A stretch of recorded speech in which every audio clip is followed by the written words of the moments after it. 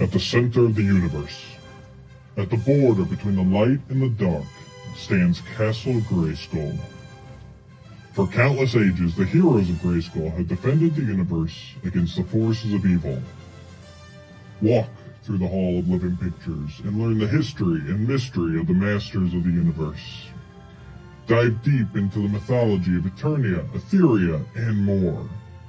For those who know the stories of Grayskull will come the power to be supreme, the power to be all-knowing, the power to be Legends of Grayskull.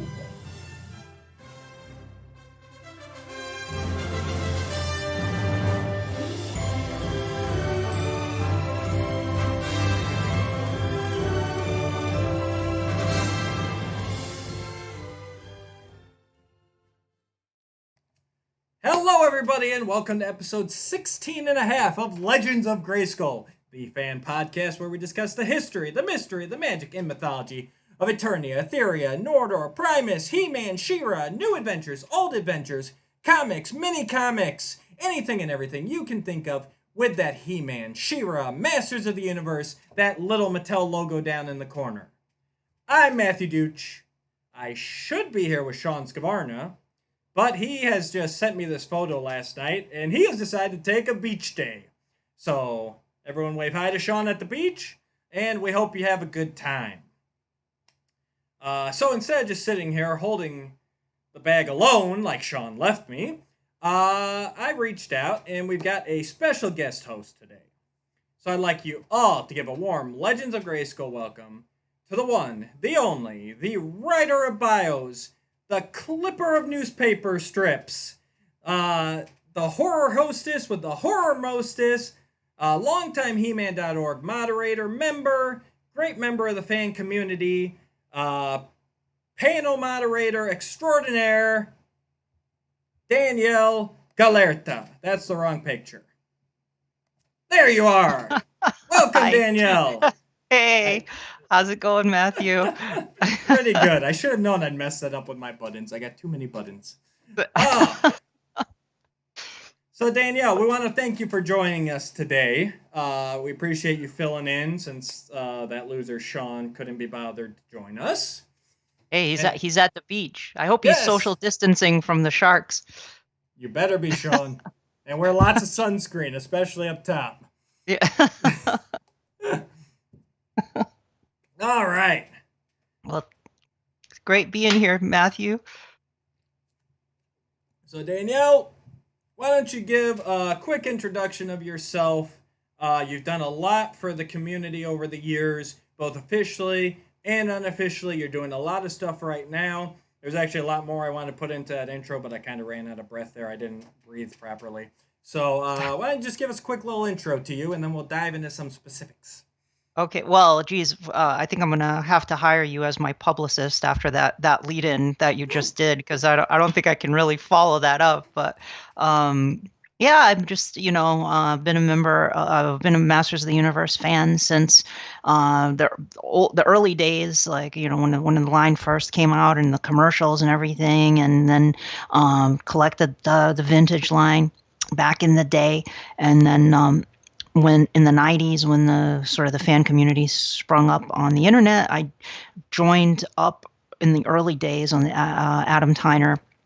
I would send him messages and talk, get involved and send stuff to the Scrolls of Grayskull newsletter, the Guardians of Grayskull mailing list. I joined. Yes. I was a member, and back in those days, and it's funny, kind of looking back at that stuff and oh my God, I can't believe. I hope nobody ever sees this. I posted that. And then I got, big into 2000X, and just kind of been around the fan community for a while. And then at some point, Val Staples, who runs He-Man.org, asked me to join the Roast Google Dinner podcast. So I was been a co-host on that for 10 years, and have had the good fortune to work on a number of official projects, including several of the Dark Horse books, particularly, the book that almost sent me into the to Arkham Asylum for the criminally insane. That one, yeah, there we go. Newspaper strip book. Yeah, those were two of the big ones I was involved with. I also worked on the mini comic book. I did all the interviews for that book. Wrote an article for it as well. And then I worked on the Art of Human book too, the first book that Dark Horse did, and just wrapped up some work on the toy guide that's coming out. And I was the project lead on the upcoming supplement to the character guide that's coming out. And then 2016, I got involved with, after Scott Knightlick left Mattel, there were no bios. So Val Staples through MV Creations secured a contract with Mattel, and Eric Marshall and I were hired to take over the bios for Classics. So we've been doing the bios for the last few years, and yeah. So, and just on the, just kind of for fun, I've been doing these translations of international comics from Masters of the Universe and posting them online. Lots of, and Princes of Power too, New Adventures, like they're comics from Germany, Italy, Brazil, translating those into English, just posting them, putting them out there, because there's such a vast world of stories, as you know, and as you often discuss on this show. You know, it's not only English language stories, but there are many official licensed stories around the world. And that's part of what I love, is like the newspaper strips, like this, finding something that exists, that was out there, that is that was few people had seen, you know, and it's like, wow, this newspaper strip ran for 4.5 years. And it's like that with those comics too. It's like, hey, here are all these like comics from Brazil. Let's translate them and put them out there. And lately I'm also doing the video Wishlist series, because I want Classics to come back. Classics is in hibernation now. Not really feeling the origins. Not really for me. I love the vintage line. Love 2000X. Especially love collecting Classics, but not gonna jump in on origins. So I'm like, let's bring back Classics and add to our collection. So I'm making these just fan videos to try to promote characters that we can still get, you know. Right. So yeah. Wow. And that went PowerCon, and I was involved in PowerCon for since the beginning. Still involved with it to a lesser degree than I was earlier on, but I still am, like, when we get back to in person, probably going to be moderating some panels and work in the toy room and such. So yeah. I can't wait to go. This year was supposed to be my first PowerCon ever, and we all know what happened there. So yeah, it was not meant to be, sadly. Yeah. But next year, I've already pushed my plane ticket to next year. Nice. So that was cool that Val released the dates for next year too right away, so that, you know, people were able to do that. As soon as that hotel block comes up, I'm gonna jump on it real quick this time around. Yeah. But so we'll get into the focus of our episode today. Will be one of Danielle's comics and one of her wishlist videos. So we'll get into that in a minute here. But I did want to talk to you about the newspaper strips just for a minute. And I am ashamed to say I still have not finished them. I think I'm about halfway through. So you're savoring them. I'm savoring them. Well, I made a mistake first off. And I was talking to some other people about this, where I was just sitting there and just kind of like binging through them. And I kind of got burnt out, because there is one story in particular that really left me like, wow. It's the political one, right? That's the one where everyone kind of goes, okay, I think I'm going to take a break. You know, actually, it wasn't. I got through that one. It was Evil Lynn selling makeup. That's a really bad story. and I did read a little past that, but like that one was just like, wow. And then after that, I was just like, okay, I need to just kind of, oh, is that Crispy? Where? Oh no, that's Bougie back there. That's my sister's dog. I'm dog sitting for her. Crispy is over here on the floor next to me. Hey, Crispy, come here. That's Bougie back there. Hi, Bougie. Yeah. I just saw something moving in the background there. I'm like, what? Yeah, he's a little Ewok that just walked into the room. Yeah, My sister asked me to take care of her dog because she had to run some errands. So she's up here with Crispy, or he's up here with Crispy. Crispy's over here next to me. Well, I'm Hey, sorry. Go I'm ahead. sorry, not to get too off track, but my nieces use bougie a lot. And does it mean the same thing as what they mean when they're saying it? I think like They yeah, mean, bougie, like fancy or whatever. Right? Like okay, they use it a little more derogatory. It's more like fake fancy when they use oh, it. fake fan. So, Yeah, yeah, yeah, um, yeah. I think it was meant that, in more in that because he's he's yeah, fluffy, I guess. So she thought that name worked for him, but there you go. I like it. I like he's it. so bougie. It's so bougie. He's a little punk though. He's just the name. He looks like he's bougie, but he's more like a little runt. Nice. um, but Um, yeah, that newspaper strip story you're talking about, yeah. that is probably the least favorite of mine too, because it's a little too ridiculous. Like the Oh premise yeah. is just outrageous. I mean, it's almost comedic because they try to like Evelyn. There's the news media that tries to Yeah. make it look like He-Man He-Man has gone broke and he's Right. like teamed up with Evelyn to sell cosmetics. I'm like, what was Chris Webber smoking when he wrote this one? Right. I love Chris, but I was like, this is an odd story. I'm kind of surprised Mattel approved it. That's what I Um, was wondering because it's like every you hear about everything Mattel having to approve, and they like let this go through. You know, yeah, and it having was a the long story. having the media and the TVs alone was like okay. Like I Yeah. guess that you could kind of get around the media if they'd done it in a more town crier kind of Yes. way, Yeah. but with the TV screens and just the fact that everyone just like was like, oh well, it's Evelyn selling cosmetics, and not a single Eternos citizen was like, she's evil. Like they were just Yeah. like, yeah, Yeah. okay, whatever. She's cool now. She's Yeah. selling makeup. She's the Avon lady. It's I'll be honest with you, the early stories are my favorites in the yeah, strips. The first few stories I think are really solid.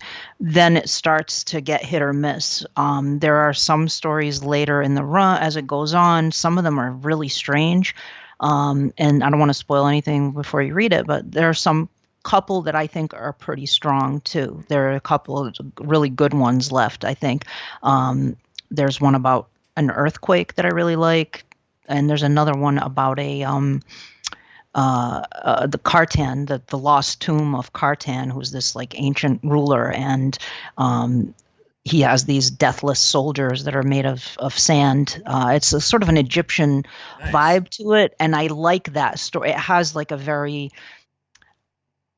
like movie serial kind of feel to it. That Sure. one, I like that one. Yeah, pulpy. Yeah, It's that'd very be fun. pulpy, and Clamp Champ is in that too. And I like that story a lot.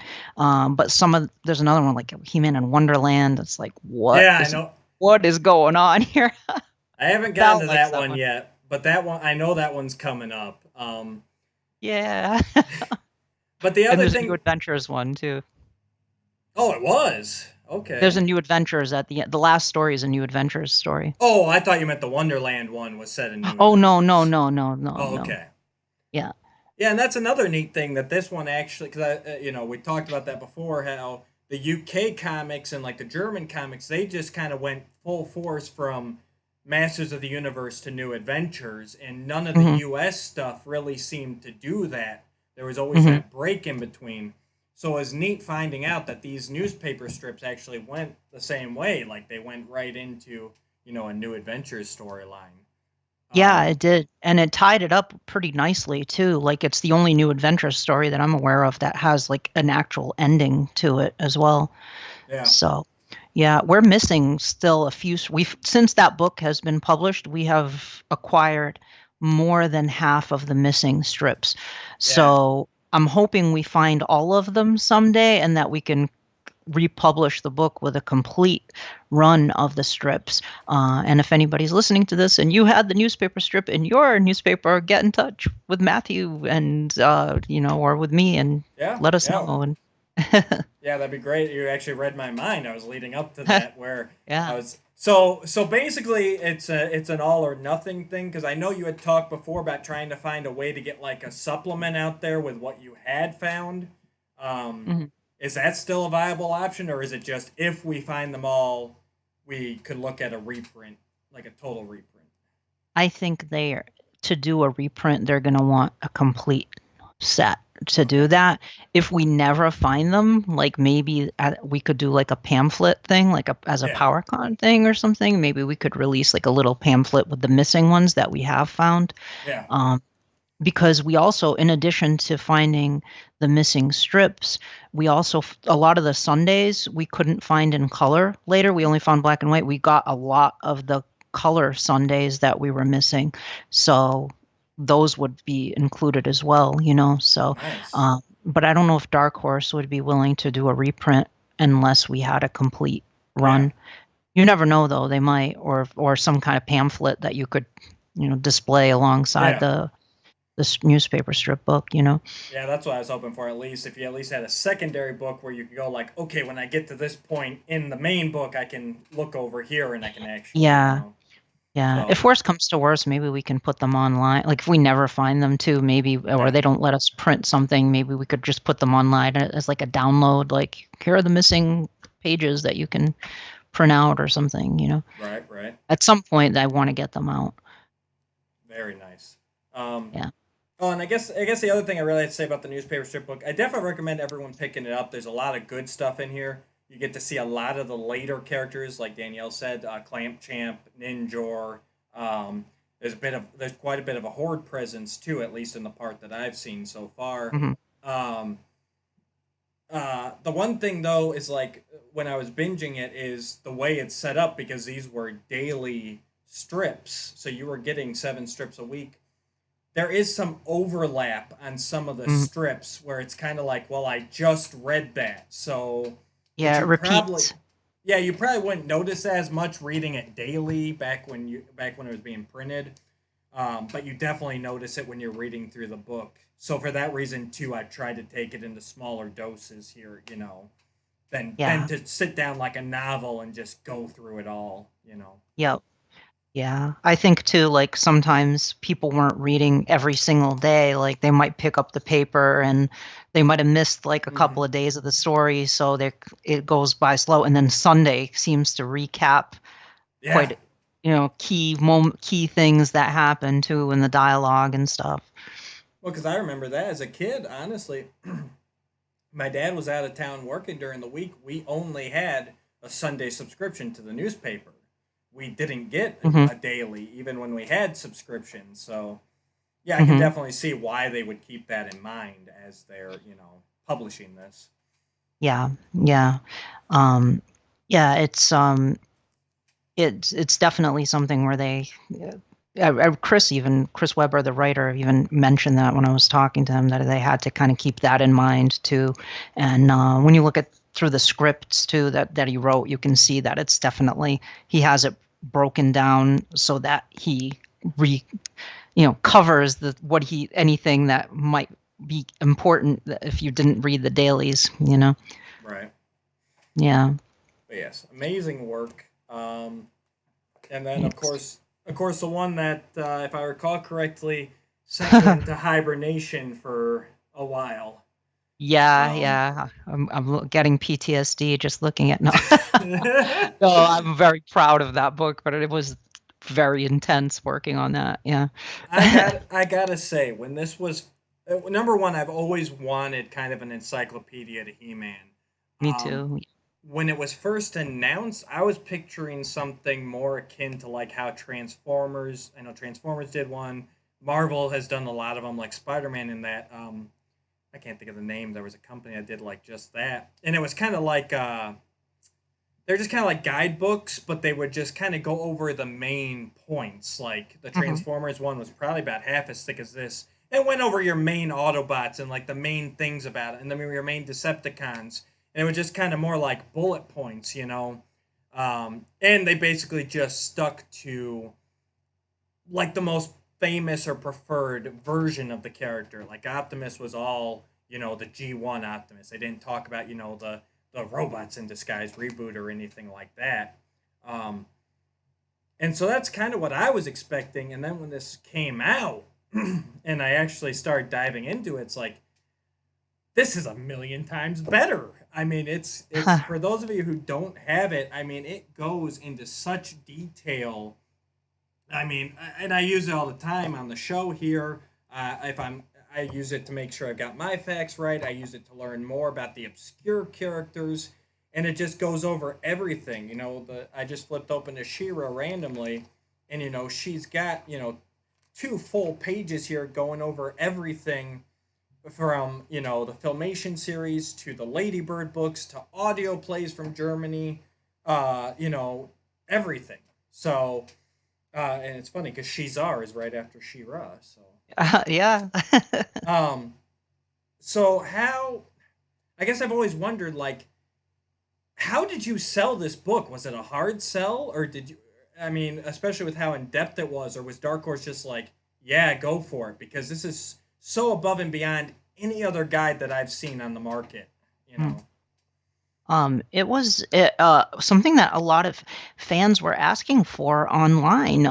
When the books started coming out, that was something that kept being referenced as something that people wanted, and I think that was noticed. That people kept just in threads and stuff commenting that they wanted an encyclopedia for Masters of the Universe.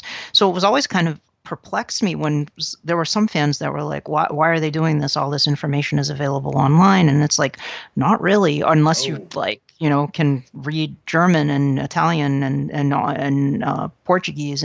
And we wanted to sort of, I think Val took that, and when Dark Horse was like going over the books they were going to do, I know he did a poll on He-Man.org, and the cartoon guide and the newspaper strips ranked very highly. I don't know if the encyclopedia was one of the choices or not. I don't remember, but I guess Val mentioned it to Dark Horse, and they were really into the idea. Dark Horse was very enthusiastic about the idea of doing that. So we got a team together, a big team of like hardcore fans to work on this book. I mean, you look at the credits and it just goes on and on. There is a substantial amount of, substantial number of people that worked on the book, handling each section and writing entries for specific canon iterations, doing research. Like there was a lot of ton of research involved, rewrites, image acquisition, image restoration,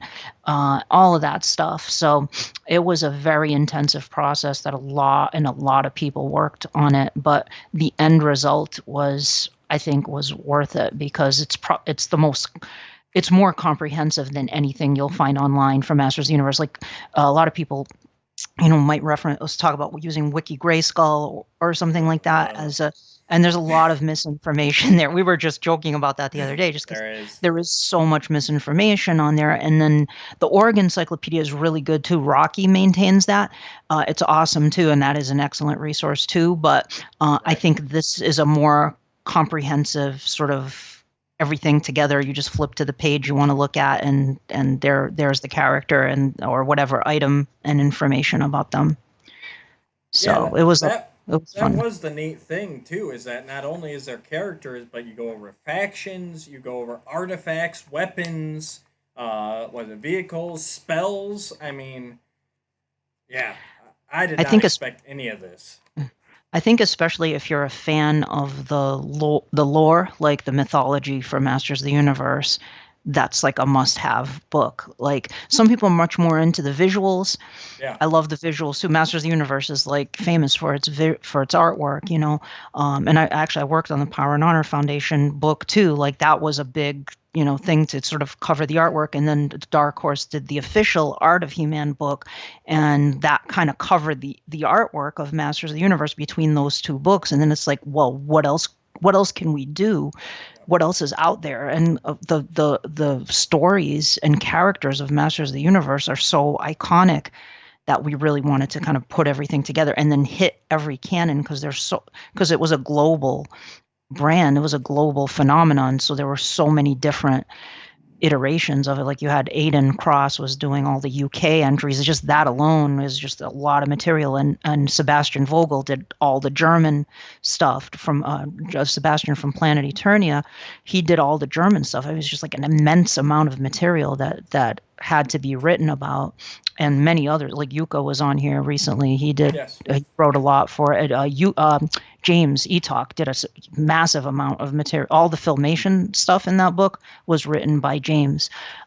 So like it was kind of like you take the sort of the expert for each version, I guess, and they came in and did their part to contribute to it. So it just kind of shows when you get a passionate group of fans together that know the brand inside and out and can pool their resources, you can get something like that, And now we have the supplement guide that's coming out too, because we couldn't get everything in there, so we had to do another book. Yeah. So what if you can give us a little teaser, because I don't think there has ever been anything I've looked through here that I haven't been able to find. So what could possibly be in the supplement guide? I mean, is there anything you can tease, or even just an entry you can throw out that wasn't in here, or is it like additions to here? You would be surprised that like there was more stuff that we couldn't fit into the first book, or that we may not have been aware of when we did the first book. There has been stuff that has been created since the release of the first book, so more stuff that went in there. I guess I'm trying to what can I say? I'm gonna get Danielle sued by Dark Horse by the end of this episode, or Val giving me a phone call and yelling at me for saying something I shouldn't. It's okay. No one listens to this podcast, Danielle. It's just you and me. It's fine. That's not true. That's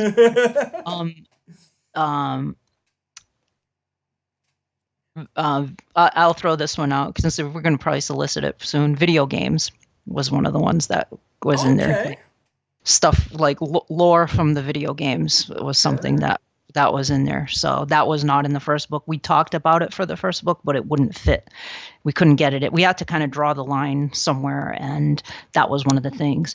And then some of the more recent DC stuff that has come out since the first book. What else? A large German canon that was not included in the first book, like a lot of material from German promotional magazines that were had loads of stories that didn't make it into the first book. So those are some. That's the kind of the tip of the iceberg. There's quite a bit more than that, but there's a lot of stuff in there. The classics bios that we did, like that, continuing on from where it left off in the last book, like those are in there. I don't want to say any more, but at some point I think we're going to probably release a list of all the stuff that's in there. But very nice. Yeah. I look forward to getting it. So how about how many pages? Can you share that with us or no? It's much shorter than the other one, so I know it's over 100, and I want to say I'm not sure of the exact page count, but it's maybe 150, 160, something like that. It's in that ballpark. That's still a nice sized book. When it kept being talked about, I kept thinking like a pamphlet or like a little supplement. Like this is actually like a pretty good book. No. So it's like a little hardcover book. It's under, I think it's under 200, but over 100. So okay, nice. Yep. So the bios. Let's talk about that for a second here. So you and Eric have done the ultimate task of actually making me not cringe before I read a bio anymore. So that's high praise. Congrats to you guys. Thank you.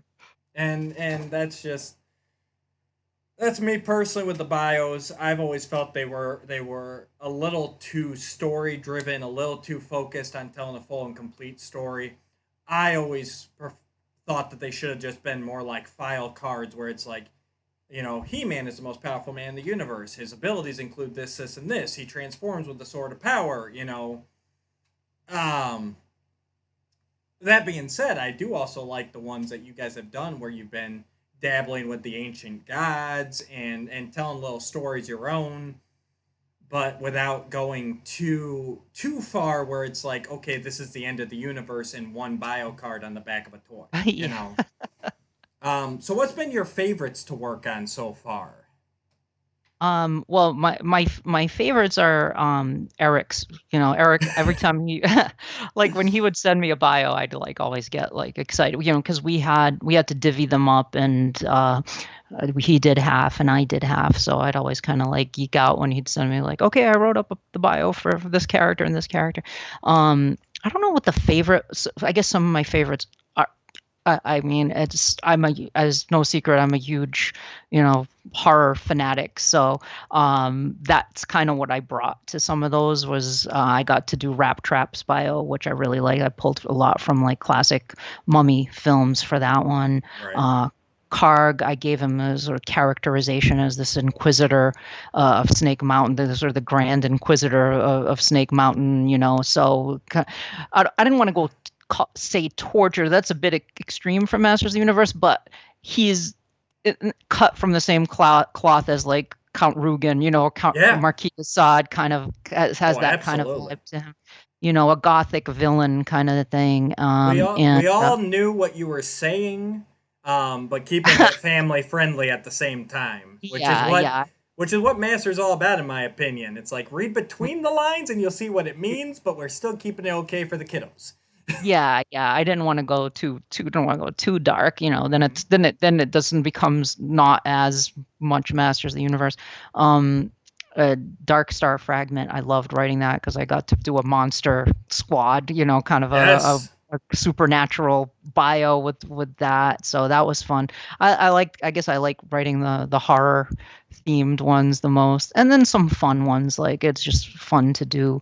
It's fun to explore the character, like take a character or an item, and our process for that was like, okay, if you take this item, what is this item's significance to the history of Eternia or Ethereal? Like, what role did this item play in this period of time? And you kind of use that as an anchor for the story. The problem is, though, with classics bios is that we're 12 years into this, right? And Scott Knightlick, when he was writing them, set it up as you pointed out, as like an ongoing storyline. So it's like a card back soap opera almost, where it's like all the pieces are, you know, you have to put them together to try to figure out what's going on, as opposed to like just a straight up file card that's like this He-Man channels the power of Grayskull to become, you know, a protector of Eternia. So it was like trying to figure out how to make that work coming into that after 7 years, and like, okay, how do we work with this material and try to kind of also be creative at the same time and create something that we're enjoying. When it was a lot of just fun to do that, you know, it was fun to sort of add to that. I know it's not for everybody, but at least I hope that people, you know, some people seem to dig them, so that's pretty cool. No, yes, you have succeeded in turning it around, and I'm not, you know, and there were some. I'm not trying to bash, you know, what came before you, and there were some bios even before that were decent. Oh yeah. But I really like what you guys are doing with it. I think you get the flavor. I think you've been able to do some stuff that has rectified earlier mistakes in the line. And you just have fun. Like I like that. Yeah, your Dark Star fragment was really cool with that. With the whole who was it? It was Scareglow. Right, Scareglow, Rap Trap, Shakoti, was she there? Who was your Sultra. Monster Squad?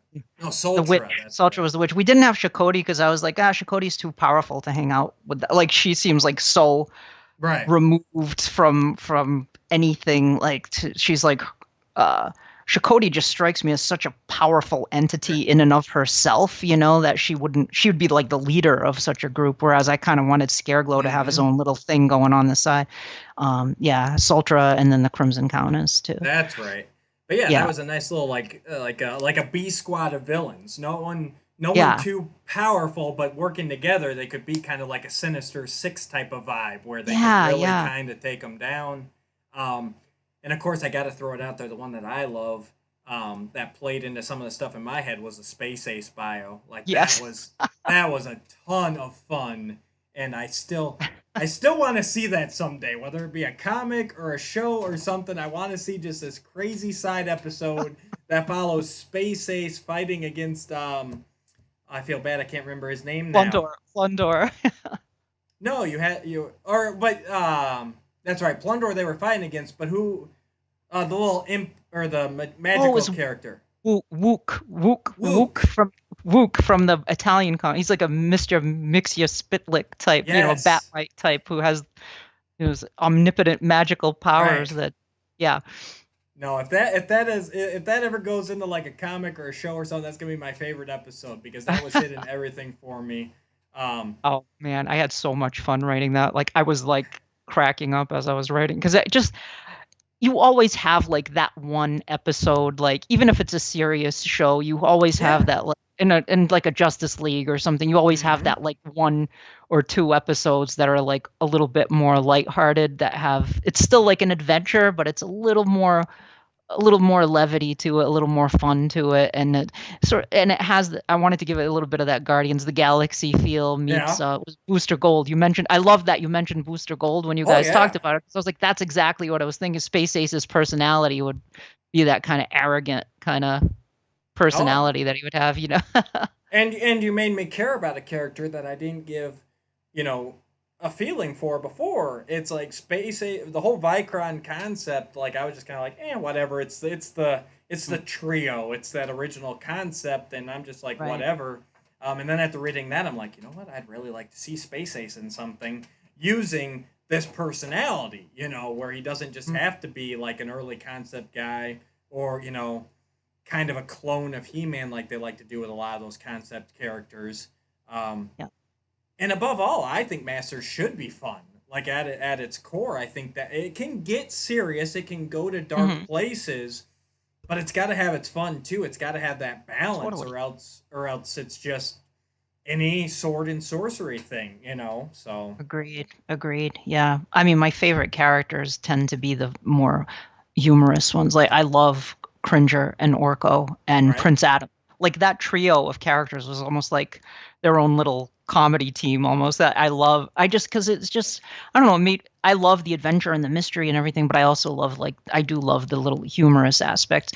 But done well, like not right. Thundercats roar type humor. Although No, I haven't watched that. I don't know how that. My friend Daniel from Roscoe, he likes it, but I haven't watched it. really. Yeah, he does. But I have not watched it, so I don't know. I probably shouldn't have thrown that out as a point Well, of reference, but well, no. but I I don't mean, think that would work for He-Man. I wouldn't want no. to. I don't think I would want to see that for He-Man. And I guess I shouldn't have just dissed it like that because you know what? There are people who really legitimately like that kind of comedy and that kind of animation. And if Mm, you do, good for you. I just know from the previews, I can tell like that is not something I'm into. That slapstick, uh, different animation. I just, it's just like there was one premise for He-Man that they were when they were doing these different animations. There was one that looked kind of like almost like a distorted, almost like a Ren and Stimpy esque. I just saw one frame from it, and I was yeah. like, I don't want He-Man to look like Ren. It was like Skeletor and He-Man sitting at a bar or something. I'm Yeah, like, and no, He-Man was like fat and, yeah, yeah. yeah. It's like that's not the kind of humor I want to see for He-Man, but something where it's like, there's some humor with like cringe. Like I love the scenes in Filmation where Cringer doesn't want to turn into Battle Oh, Cat, yeah. and Adam's like, Cringer, we have to go. Do you really want to, you really want to, leave this person with, not help? And Right. Cringer like turns to the camera and goes, you really want me to answer that? Like it's just, Right. he doesn't want to do it. I liked that kind of, and I love I don't care what anybody says. I love He-Man's like little asides and his wry sense of humor in the Oh, Filmation yeah. cartoon. To me, that's like part of what makes He-Man really likable is that he Mm-hmm. has that wry sense of humor that's kind of carried over from Adam too. Adam kind of has that a little bit too. Um, Exactly. I like that, not pushed to an extreme, No. but He-Man should have a little bit of a kind of a Right. not in a fun way. He has that kind of wry sense of humor where he teases a little bit and stuff, you know. Oh, absolutely. It's what we all do. It's what we all do with all of our buddies. Like, well, Yeah. I was giving Sean grief at the beginning of the episode. He's spoiler alert. He's not actually at the beach. He's just got a lot of work deadlines this week, and he wasn't able to make it. But I had to give him grief because that's what we do. You know, that's showing that camaraderie. You know, he's not the Orko character where he's just pratfalling and that sort of stuff. But yeah, I agree. He needs to have a little bit of comedy, a little sense of humor, because he's got hope. You know. Yeah. So even in the darkest situation, he's able to pull out a joke. He's able to pull out a laugh because he knows things will get better. You know, he's that eternal optimist. You know. Yeah. And that's an integral part. If he was standing there going, "Yep, we're all gonna die, but we'll go out swinging," it's like, okay, that's a neat character, but it's not a He-Man character. You know. Yeah. You know, that's something more. Maybe Fisto could play that role. You know, Sure. where he just like, Oh, totally. Yeah, it shouldn't be like everybody has that. So it's like Fisto would be more of a brawler type, I imagine. You know? Yeah. Well, Clash of Arms. He's like, yeah, I'm probably Sure. not going to make it out of this arena, but I'm going to take down as many evil warriors as I can before they take me down. You know. Sure. Yeah, and they should all be extremely formidable. Like all of them are, you know, they're not to be trifled with. You know, you know, they're just, you know, I like the distinct personalities of each character. Like if everybody is just like funny or everybody is just like, you know, serious barbarian, it's like, well, you know, what fun is that? There have to be some different shades to the different characters, you know. Right. Nope, I completely agree. So let's go ahead, if it's all right with you. Let's go ahead and transition over. Let's talk about this comic first. Sure. Switch over. So why don't you just give us a little quick? We'll go through this page by page like we always do, but just kind of a quick little background. What is this? Where's it from? And how you came to be involved with it? Okay, so this is issue 17 of the He-Man and the Masters of the Universe comic from Brazil, published by Editora Abril. They published a series of He-Man comic books in Brazil, and initially the comics were adaptations of Filmation episodes. In fact, I have some of them here. Initially, the comics were like adaptations of Filmation episodes, and the artwork in these early ones was not very good. It was all right, I guess, you know, and they were just basically repeating the stories from the TV show.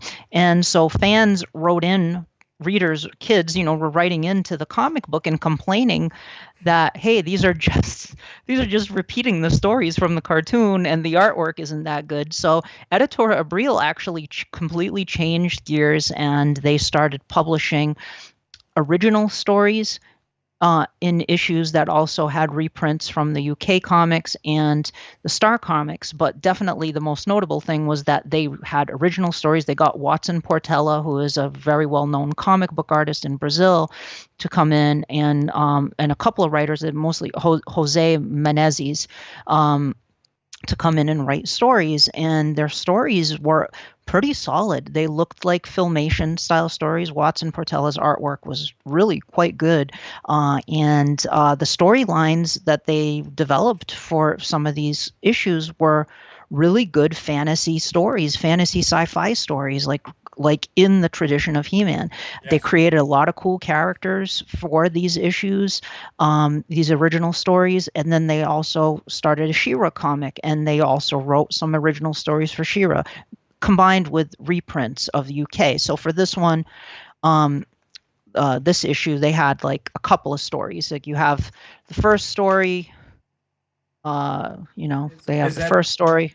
Is that the Eternia flower? I'm just guessing. Yeah, yes, it's the Eternia flower. It was an adaptation of that, and then.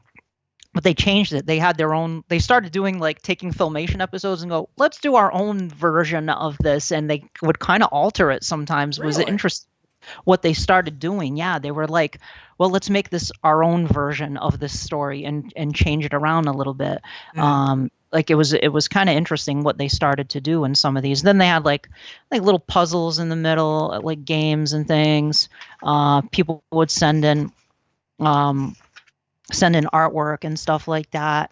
Um, and then you got the second story, which is the Submarine Mystery. And this is one of the original stories that they wrote.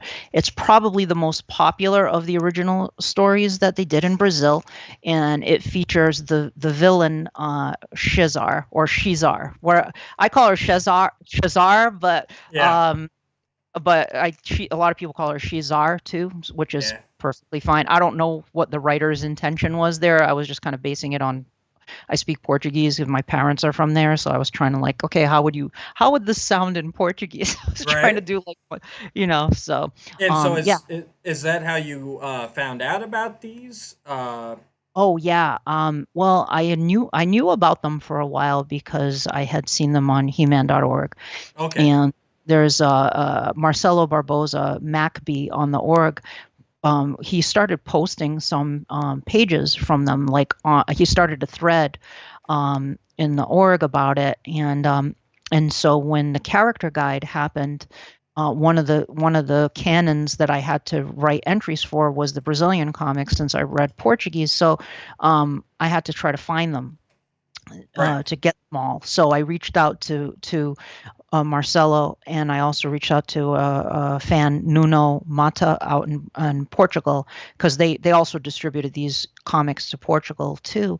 And so between those two guys, I was able to get scans of them, or original issues too. Like Nice. there's a kind of a Brazilian version of eBay, and called Mercado Livre, and Marcelo was able to get a bunch of them off of that for me. So between the two of those people, I was able to get most of the stuff I need. I think I got my hands on all the original stories of the Editor Abril.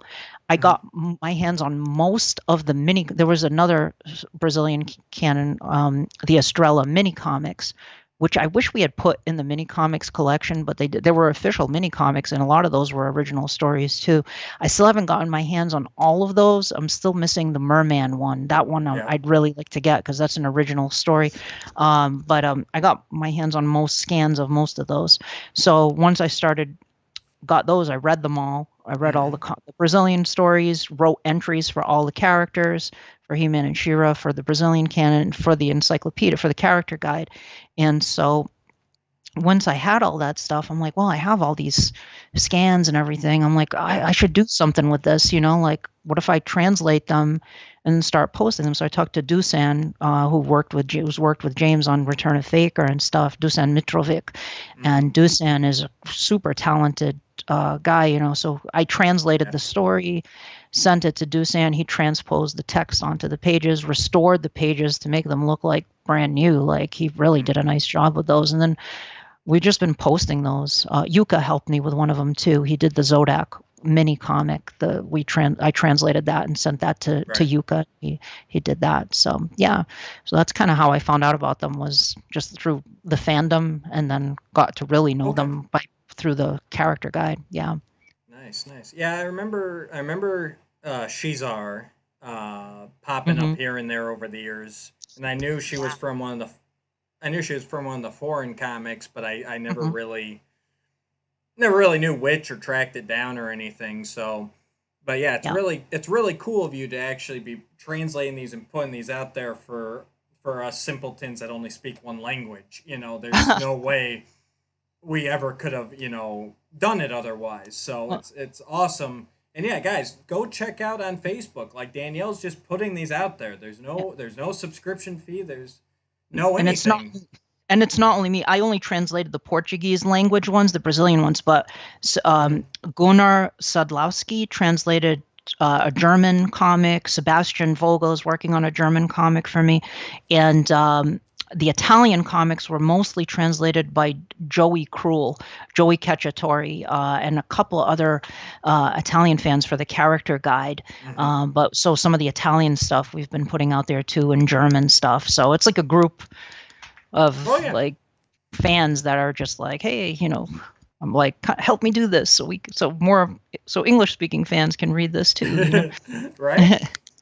Um And you guys can tell here, I've got the cover up, and I've got the first page up here. For you guys watching us on YouTube, you can follow along. For those of you guys on audio, sorry. But you can like I said, check out Danielle's Facebook page. She usually posts them up in the Legends of Grayskull Facebook group too, so you can go there and find these, follow along. But when she put it up, for obvious reasons, she didn't put the cover up because the cover has nothing to do with this. This is the secondary story. But I had to go grab the cover because otherwise it's an odd page count and it doesn't work for the setup I've got here. And you can see how much work they've done here with this. I pulled from He-Man.org. The cover's all beat up. It looks like someone wrote on it, and but the pages are all nice and crisp and clear and just amazing work from Deucin and everybody involved. So, might as well jump right into it here. You got your copy there to follow along, or Oh, I will. Yeah, I have the. or you might know it by Portuguese heart one. now. Yeah, I do probably. Oh, let's see. Some little kid drew. Gallery of Art Eternia, Skeletor, Jose Martin Santos. Look, he sent in a Skeletor drawing. That's a nice he's one, watching. too. I like Maybe he's that. watching this. He's like, "Hey, that's my drawing of Skeletor." There was on one of the groups, someone put up one of the letters pages from one of the Masters of the Universe magazines, the U.S. ones, and there was a guy who commented. He's like, "That's me. I wrote No that." So kidding. That's yeah, awesome. I can't remember Wow. who it was now, but it has happened. That is incredible. So I'll go ahead and let you read off these credits here because I will definitely butcher these names, but I like to give credit where credit is due. So the writer is José Menezes. The artist is Watson Portela. And if you look him up, you can find a lot of his amazing artwork out there. And then the colors are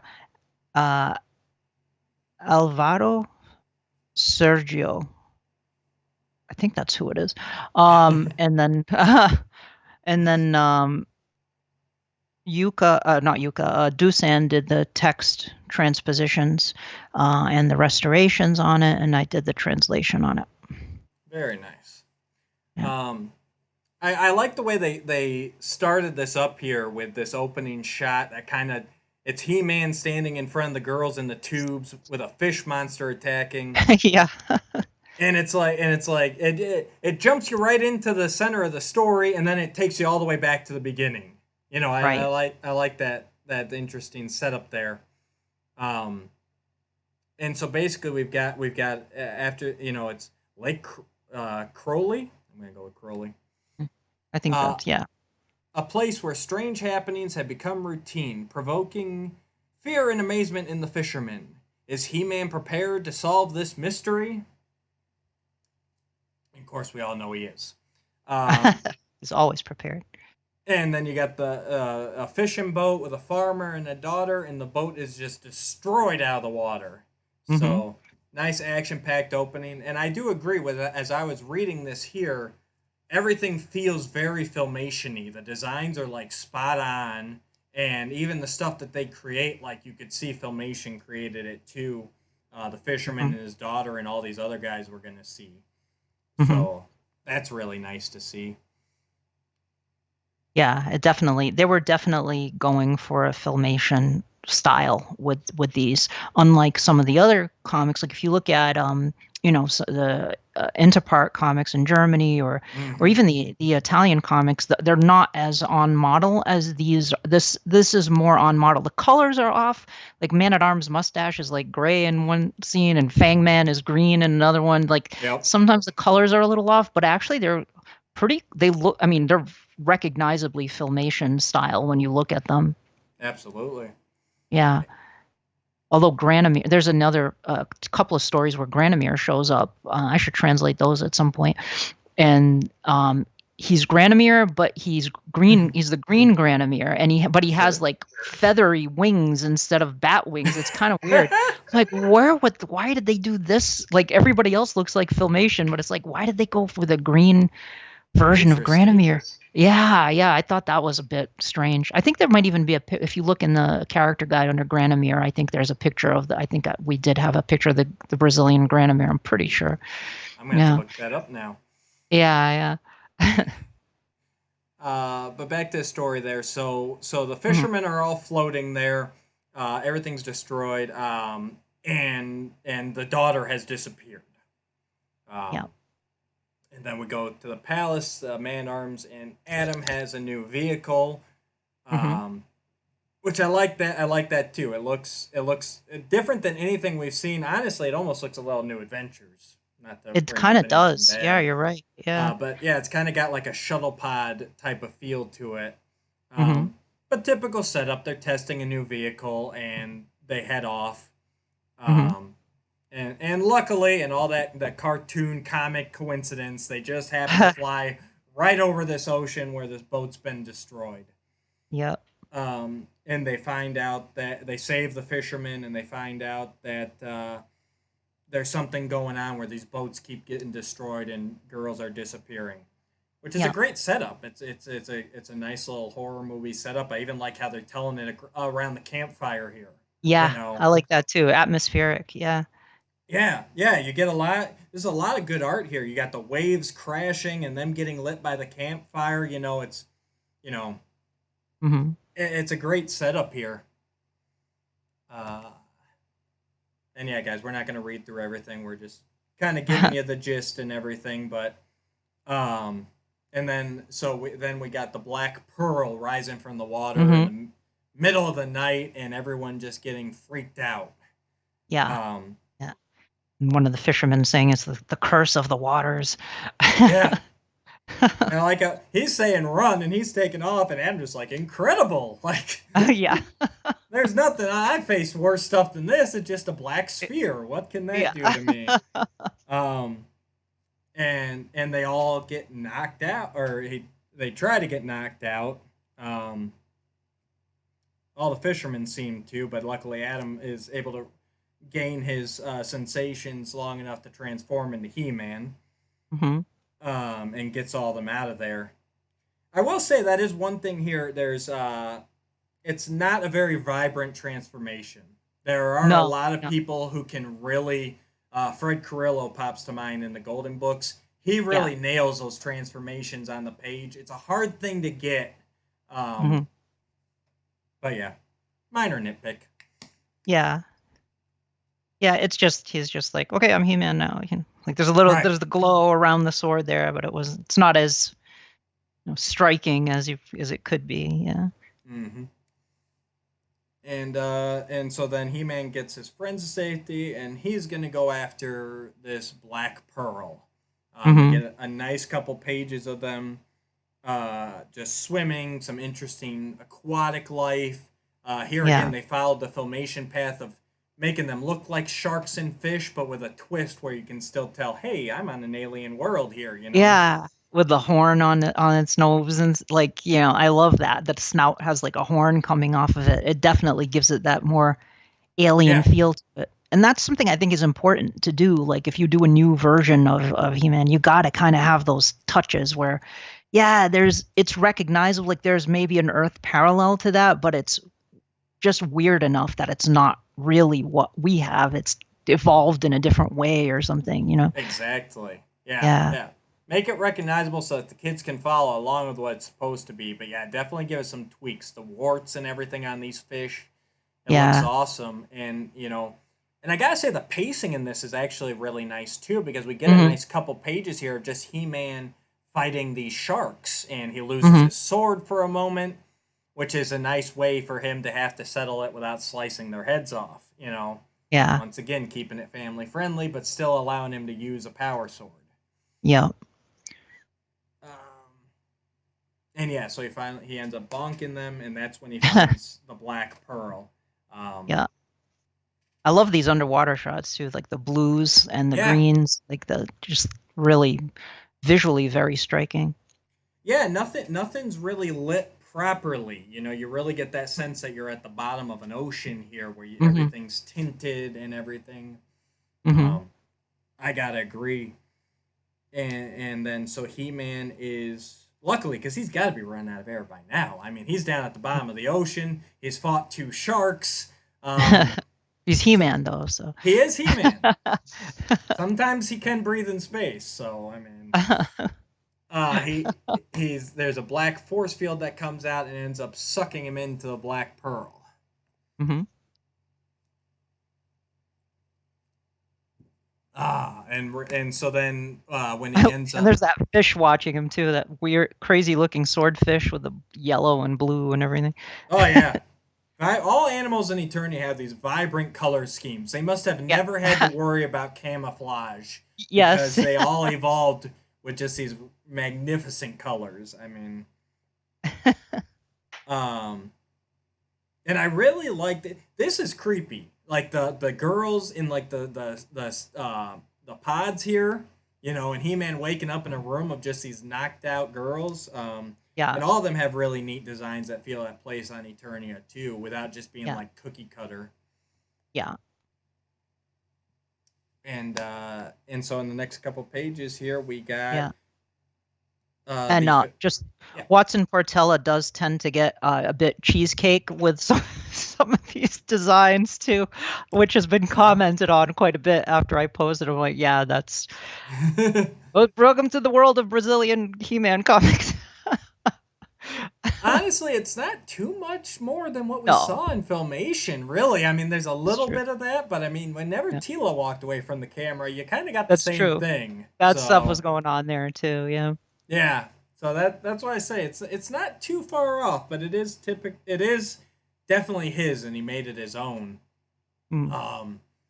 So yeah, He-Man wakes up in this room full of girls in these stationary pods, and then Shezar walks in. Yeah. And introduces herself. She is Shezar, the Dominator of Light, and and she's got that interesting little orb, which I know will come up a bit more in a minute, but it's an interesting weapon. Yeah, and I'm guessing that's why she's called the Dominator of Light, because Yeah. her weapon, the polarizer, can absorb, suck in light and energy, and then shoot these energy bolts out. It can do a lot of stuff. So Yeah, we're gonna yeah, see here. definitely. And so He-Man asks why she's here, why she's taking the girls, and I will read this part for you. And she's quite a bit cocky here. You get the fact that she's a little regal, a little royal, and she's talking down to He-Man. Oh yeah. Listen, actually, maybe I should. Well, you got the Portuguese, so Yeah. Listen and understand. I am from Antar, the 5th star. Centuries ago, a great war destroyed my planet, wiping out the water reserves. I traveled for a long time until I found a place with the perfect conditions to form a new colony. And so basically she's just trying to find a place for the new colony, but He-Man asks why she took these girls. And she says, my race is almost extinct. We need women to perpetuate our species. Mm-hmm. Which is interesting when we get to a later part here. Yeah. And He-Man said, you can't do that. And she does say she's the princess here. Nobody gives orders to the princess of Antar. Now you will know my power. And she starts using the orb to shoot out these black beams at He-Man. But he's able, pure Filmation, deflect them back to her. Yeah. And I love that illustration of Shezar too, where she's like illuminated by the lights. Just looks so, intimidating. Oh, absolutely! It's a great shot there, and you get the feeling like as we'll find. Basically, she's got a just cause. She's trying to find a new home, but you can also tell that she's ruthless. She will do anything to get this new home. Mm-hmm. It reminds me of Magneto, that kind of mentality. Like it's a villain, but there's a sort of noble, there's a good cause behind, like you said. But the ends don't justify the means with some of the behaviors here. Yeah. And I like the shot of her getting knocked out. She goes full out. I mean, he knocks her right on her butt. And it ends up reverting her into her natural form, which is basically just this giant extraterrestrial fish. Yeah. Which leads me to go like, okay, so if this is her natural form, why does she need the human girls to keep their species going? Is she going to transform them into fish creatures, or what's the plan there? That is a very good question. That's an excellent question. I really don't know what. Yeah. Maybe. Any fan theory? I mean, I know it doesn't say. I'm not leading up like it says anywhere in here. But yeah, it was just like, okay, so if that's like her rested form, or is it more like a Yeah. King Hiss, where like they're both kind of her natural form, but they change back and forth, or even Yeah. or even maybe like a sorceress in Zor. Now that I'm thinking about it, like Mm-hmm. she has the fish form to travel through water, Yeah. and she's got the human form to travel on land, and that's how her speed. Maybe Right. that's it. Maybe Maybe it's that's it. Yeah. Maybe that's it. you know. I do Yeah. best when I'm bouncing ideas off people, I find. No, So. well, it's a good question, and it's one that I just if I was if you think about it, it really doesn't make sense. Like like maybe her people, like when you see the planet exploding, they're humanoid Yeah, I did on her notice planet. that. Mm-hmm. So maybe that's what you suggested is the deal. Maybe both are like actually legitimate forms for her species, Yeah, depending on what the terrain is for them, I like you know. that. So when she Yeah. gets her classics figure, put that in the bio, all right? There you go. Okay. Then you can Duly settle the noted. debate once Duly and for noted. all. We, Um, and then, and here's what I liked about the polarizer of light, because it's just thrown out there. As far as I know, a polarizer doesn't appear in anything else. But He-Man picks up and just like, oh yeah, she was able to be in human form because of the polarizer. but It's yeah. like he's like, yeah, I know Yeah. what this is. Yeah. Although later on she assumes human form and she doesn't have the polarizer, I don't think. I think Skeletor has it at some point. So, like, well, she doesn't have it then, and she's still able to do it. So, Yeah, you can make anything's valid. yeah. Um, but yeah, so He-Man's decided, he's gonna take this moment before she's able to transform back, and he's gonna get the girls out of here. Unfortunately, then we've got the Collector flying overhead, which Yeah. nice to see. One of my favorite vehicles. Me too. Yeah. Yeah. And so He-Man uses the polar, and again, He-Man just knows how to use the polarizer. So this is apparently a common object on Eternia. This isn't off the wall here. Maybe it's just like, very intuitive. Like once you have it, it's like, oh, okay, that's how this works. That's how you do it. It uploaded its interface into his brain Yeah. when he held Uh, it, so we're uh, good to go. at the very least, they seem aware of what it is, like Yes, of its existence. Yeah. we'll say it's nanites. Everything's nanotechnology. Yeah. If you Yeah. can't understand it. That's the There we go. go-to now. It used to be the wizard did it. Now it's Not. nanotechnology. Yeah, that's right. um, yeah, and so he's able to free the girls. They head to this escape pod, module ship, Hmm. basically an escape pod. And I like that Shezar's transformation on this page. It isn't just like a back and forth, like fish human, Yeah. fish human. Um, it shows this weird in between stage I as she's love it. literally Yeah. mutating. It's Um, so creepy. yeah, it's like a creature from the Black Lagoon type thing going on Hmm. there. Yep. And so yeah, you can definitely see her morphing into this other form. For those of you, I don't know if you read Stephen King, but it reminds me of The Outsider, one of his more recent books. It's got a monster in there that does the same thing. It can assume the form of humans, like it copy your form, but it takes time, and in between it looks all mushy and not put together. Hmm. Um, so same kind of concept here. It's really neat Hmm. to see. Um, but she goes to press a button to, if I remember correct. Oh no, it's not. It's to stop the module, Hmm. and try and stop the girls from escaping. Um, and so then we get to Skeletor, um, and I liked it here. They had Merman, which smart to bring along since he's investigating the ocean. And we actually get to see Fangman, who is from the Yes. Filmation episode The Time Corridor, who we don't see pretty much at all outside of that. So, Yeah, he shows up in a couple of Brazilian comics just in the background yeah. and not colored the right color, but No, hey, it's Fang Man. That's kind of cool. Yeah. it's still Fang.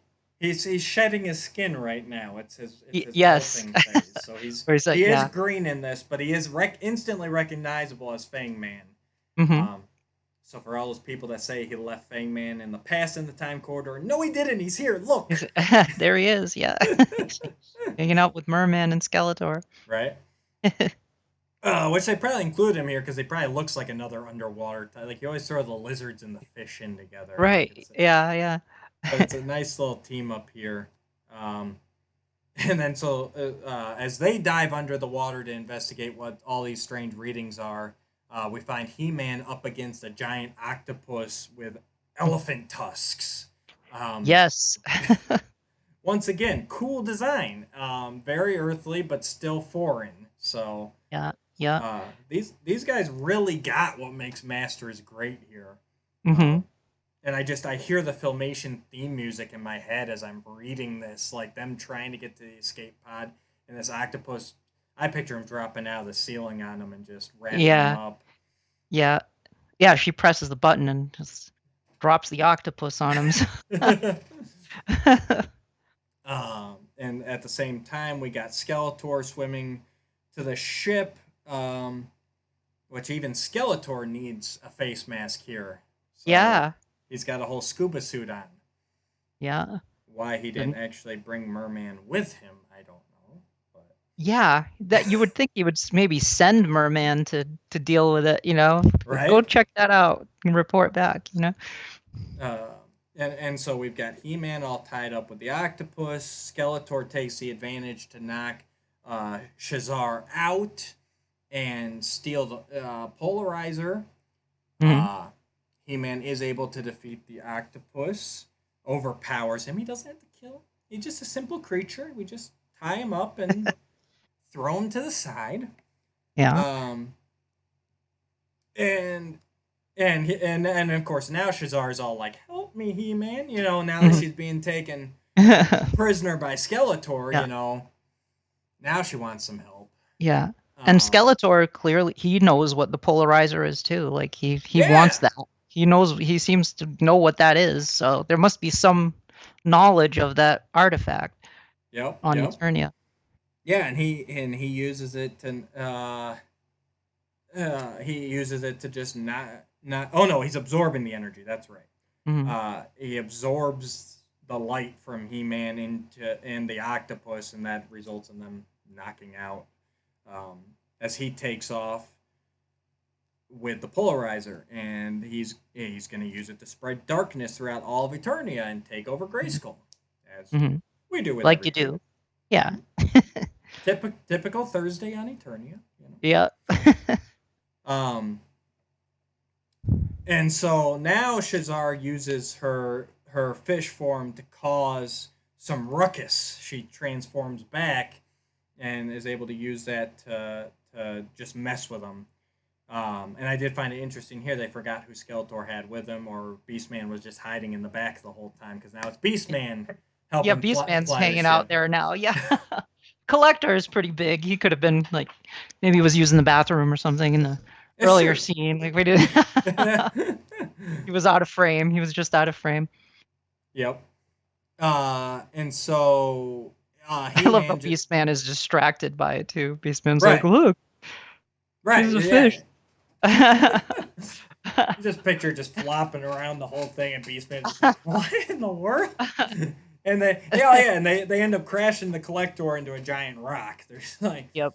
It's a distracted mom. If you don't stop fighting, I'm gonna run into something. Yeah. Yelling at the kids in the back seat, and he actually does. And I like Skeletor here. He's like, they just crashed a ship, and all he's worried about is a polarizer. He's like, "Oh, it's okay. Yeah. The polarizer's intact. I'm still gonna contact Grayskull. Everything's fine." You Yep. know. Uh, He has his priorities. yeah. Um, and then He-Man flies the Black Pearl and finds Skeletor there, Hmm. and they have their little standoff there. Yeah. And I of course, love that little inset of the creepy Shezar in between stage where she's just with that yeah, the fish face. That's so cool. yeah. I tell you what, and we'll get to our classics in a minute. But if they ever Hmm. do make her as a classics, they have to include that head. The head has to have both. Definitely. It's got to have the fully formed. And it'd be nice to have a whole second body, but that's not going to happen. She's at least got Yeah. to have that head, though. Yeah, like Tom Drew. Yeah, like definitely. You got to have Hmm. that. Yeah. And I once again here the use of colors is awesome here. You can see the rising sun here casting the shadow on Skeletor, and as He-Man comes to confront him, he's all in shadow. Um, it's just it's nice little touches like that really set the mood in Hmm. these types of stories. Yeah, Um, definitely. and so Skeletor's just baiting him. He's gonna let him get close, and then he's just gonna take him out with the polarizer, because polarizer conquers all.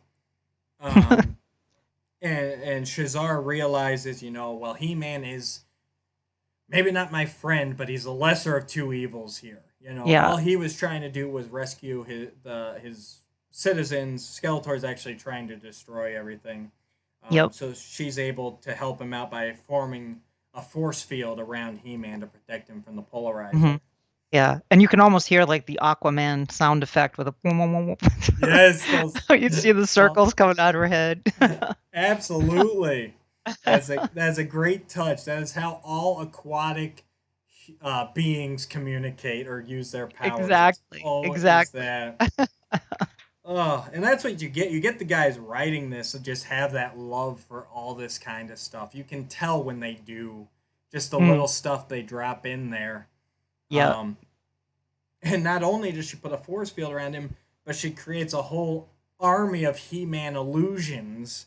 Yes, Um, because the polarizer can also create, or I don't know if it's coming well, from that's her. I think it's the hallucinations that you yeah, can see. that's just her powers at that point because Yeah. Okay. Skeletor's Yeah. got the Yeah. polarizer. So That's right. He is holding it. Yeah, that's true. yeah, so Shazar with the polarizer is darn near unstoppable here. Hmm. So between her powers and its power, and then Skeletor just like, who do I attack? And Yeah. and the real He-Man just one punches him, which is all you need. um, and then Shazar comes to her senses and realizes how overpowered she is with the polarizer, and Yeah. gives it to He-Man because it's too. She realizes it's too much power for her. She doesn't need that Hmm. much power. Hmm. Um, and and so then He-Man asks her to stay on Eternia, and they can help her find a home here. But she's like, you know what? I don't want to deal with Skeletor all the time. He's never gonna stop, and you got a nice home, but your neighbors are really awful, and I'm not staying. Yeah. Um, So instead, I'm gonna go kidnap women from a different planet. See, right. that's why One she doesn't say that, but it's like, kind of like, what is she gonna do now? right. She seems to have learned her lesson, but real has she? I You don't know. We brought her back in the bios and had her not. She still goes back to doing some pretty messed up stuff. I think she would be real quick to wrap this up here. But Yeah. yeah, Man at Arms showed up randomly throughout there, and they send her off, and they go. He Man does the typical, if you need me, uh, just call, Mm. and we'll help you. Um, it's a nice little send off. But yeah, I thought the same thing. It's like okay, so but still she needs to repopulate her species, and she's still gonna need people for that. Whichever way she does it, however that fishy mating works, she obviously needs people for it. So yeah, she is going to go somewhere and she is going to do something to repopulate her species. I kind of looked at her after reading this as more of a Namor the Submariner Yeah, I type could of see that. character. Hmm. Like, not only the And aquatics, but she's going to do by her people first, and she may help you guys out. But if it comes down to Eternia or her people, she's going to go her people every yeah, time, even if that means fighting against He-Man. yeah, more of like an anti-hero, Right. more of an anti-hero than a straight up hero or villain. She's kind of shades of gray with her, definitely. For sure. Which I Yeah, I like don't. the. Mhm. No, go ahead. No, I like the Namor, the Submariner kind of parallel there. That makes sense. Yeah. And honestly, I think the main reason she get the polarizer is like, okay, this Skeletor guy is a bad dude, and I don't want to have to deal with him trying to follow me or come after me. She's like, here, you take this. I don't need Yeah. this. I'm still powerful enough on my own. And now he'll bother, if he wants it, he'll have to bother you for it. Like, I'm Yeah. washing my hands of this planet. I'm out, you know? Yep. Yep. And it's almost kind of a Sweet Bee's Home type of Hmm. storyline, really. Which makes me wonder if do you know what year this was released? Does it have any sort of? 87. It was in 1987. Okay. Um, but I So, think yeah. I mean, I don't know what year the cartoon started airing in Brazil though, because it mhm, might have, it was extremely popular in Brazil though. The Filmation cartoon was massively successful in Brazil to the point where like pop stars were doing songs about He-Man and She-Ra, and it was yeah. like huge hit in Brazil. So it might have been in reruns at this point. I don't Sure. know, but yeah. So just with the years, it's definitely possible that they could have seen Sweet Bee's Home at this point, and it could have been Yeah, kind of them doing their own twist on it. But I mean, maybe so. Yeah. it's a pretty standard, archetypal story though. So I'm not saying they did. It's definitely possible Yeah, for to follow those kind of beats without doing it. But sure. Shazar is definitely her own character. Uh, And Very interesting and unique. yeah, and I honestly I thought that having Skeletor show up was not needed. Like it No. was almost felt like Skeletor was shoehorned into the story because I think Shazar could have actually carried the story as the main antagonist on her own Hmm. without having Skeletor show up in the story. It kind of almost derailed it and took it in a different direction. And it was good. I mean, I thought I still enjoyed it, but I was like, oh, I think this could have actually worked better with just Yeah. not having that and having her as sort of the main threat, because there was this great setup with her plan that she Hmm. was, and then He-Man finds out about it and it's like, what? You can't do that. And then all of a sudden Skeletor shows up and it's like, whoa. I mean, I guess that's what Skeletor does though, right? He's kind of the Yeah. wild card who's like, oh, the monkey Yeah. wrench in the gears, you know? I'll agree. I think it definitely could have been better without Skeletor. I think you still would have needed some sort of an external threat or even, Mm, some basically something turned on her because Skeletor is the motivation for her to realize, okay, He-Man's the lesser of the two that I'm fighting against, and I should help him. The other way you could do that is more of a Lady Valkyria in Sleepers Awaken, where kind of just the whole thing kind of turns on her, and He-Man ends up saving her. You could have mhm. gone that way with it too. Yeah. Um, but yeah, I agree. I think it could have done without Skeletor himself, especially with how easily he gets taken out here. Um, Mm, and it does feel that's the one part that felt a little rushed. It's like He Man punches him, and then he basically just drops off frame there and is not seen again. There's no "I'll get you next time" or any of that. It's no. just Yeah. he's gone. So Yeah. Yep. That's true. It's just like, it's almost like there's like a little time jump there yeah. that happens. There's no Oh, kind of resolution. he knocked him right off the cliff, and he's swimming in the ocean now, which also would have Yeah, been a fun shot to see. Like, merman, come save me, and definitely. Yeah. um, but But it's got good pacing. Besides that, Shazar's an awesome character, unique. The art is amazing throughout this. Mm. So overall, I'm gonna go a 7 out of 10 for my rating. Mhm. Okay.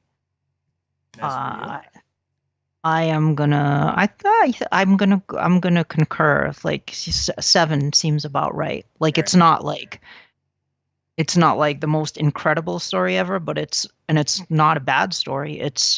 But it's better than average. I think 7 is good. Definitely. And Shezar really kind of developed into sort of a cult character Yes. from this.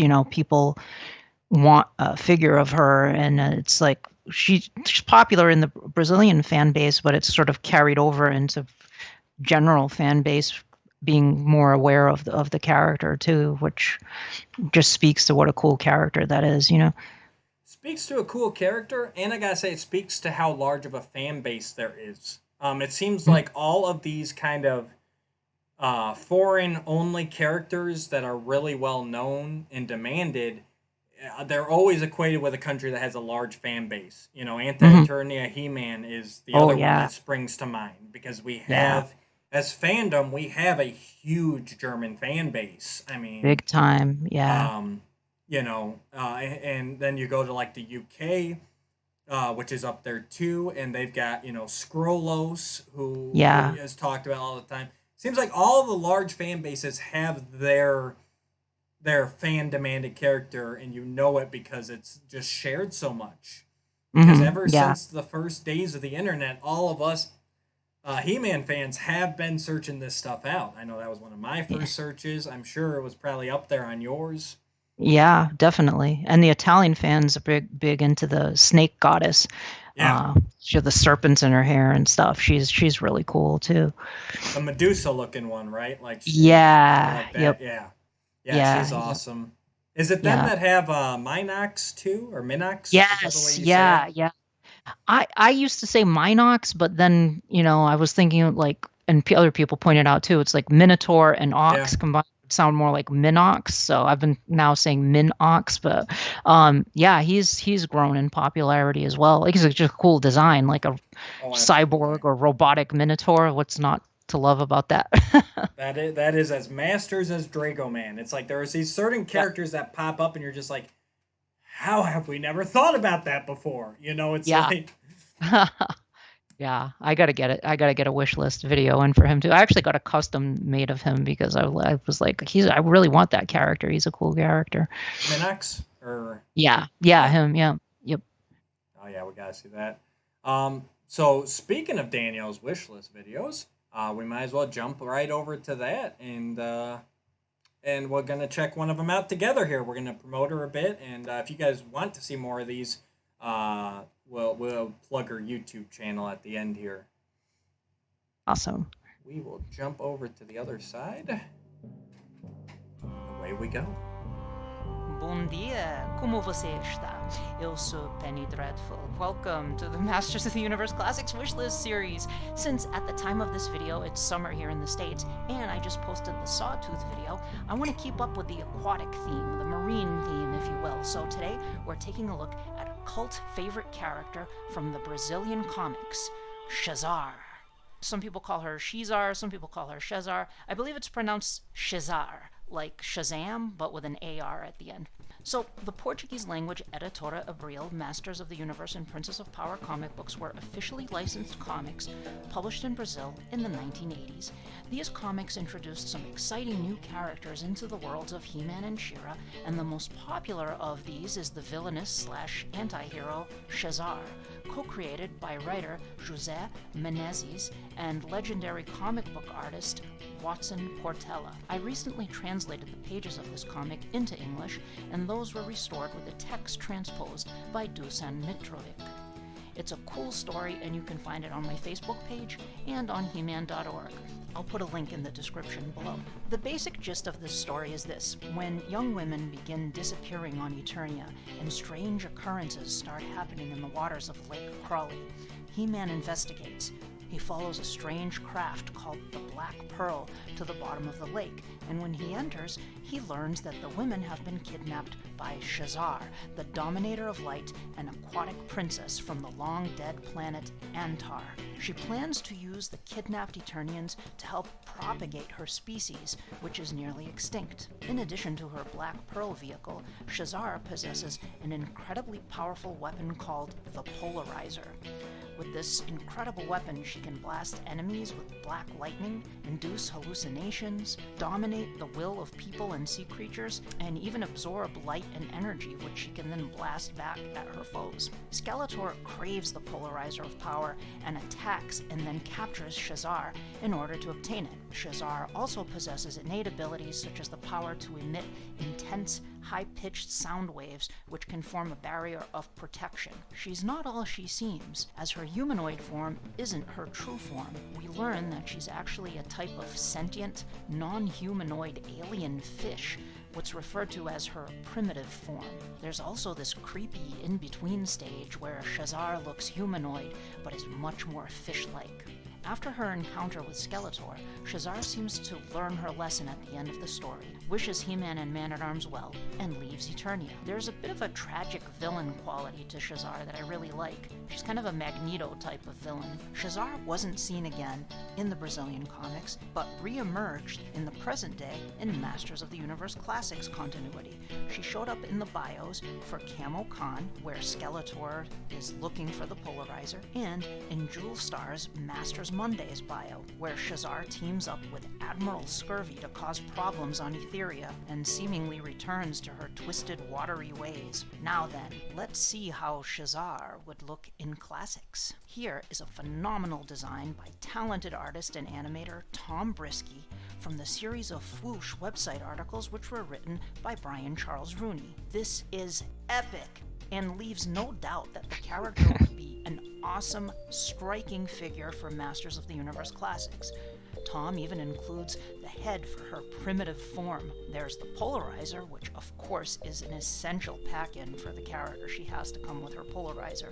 And I love these aquatic-themed weapons too, which is brilliant. Next up is another magnificent design by talented artist and writer Eric Gibbagok Marshall for his neoclassic series on He-Man.org. Just look at this. She looks so wicked and just ready to send you to your watery grave. So cool. Eric just really nailed it here. So what do you think of Shezar? A marine being from space? Yeah. We need this figure in classics immediately. How awesome would it be to get a Brazilian Comics PowerCon 2-pack with Shezar versus the robotic hero Princess Kerma, who appeared in another story during the series run. I plan to do a video on her at some point too. The thing I love about classics is that it encompasses every single version of Masters of the Universe, Princess of Power, and New Adventures. Sadly, Mattel has put classics into hibernation, so we may never get a Shezar and other characters. Entre em contato com Mattel. If you want Shezar, contact Mattel, or before long, we'll all be gasping for air as we're hitting that tidal wave that drags us 20,000 leagues under the sea. Don't let that happen. Good journey. What a ham. No, like I said earlier, like, you're not just a typical even voice narrator. You can feel your love and your passion for this brand in those videos. You can just feel how much fun you're having making them. That's what puts those apart from a lot of other stuff out there. Like Oh, thank you. yeah, It's fun. if you guys like that, definitely go check out her YouTube channel. She's got a bunch of them she's done already. Yeah, they're very well put together. Those of you listening on audio, go check it out so you actually see everything that she put up there, the great concepts that she's pulled from the Foosh and other, Eric Marshall and everything. And it's a fun time. And so basically, what got you into doing those? You were just doing them after Classics got on hiatus, right? Or were you doing them before? I don't remember.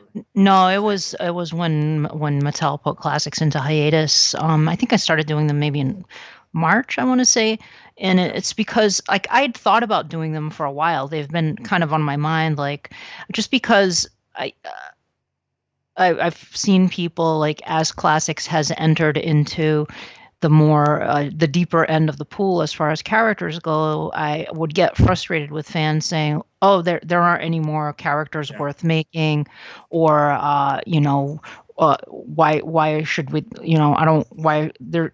It's only Z-list characters left. Nobody wants those, and I'm like, there are a lot of cool characters left. Like, why? Or it's like, I don't know who this character is, so I don't.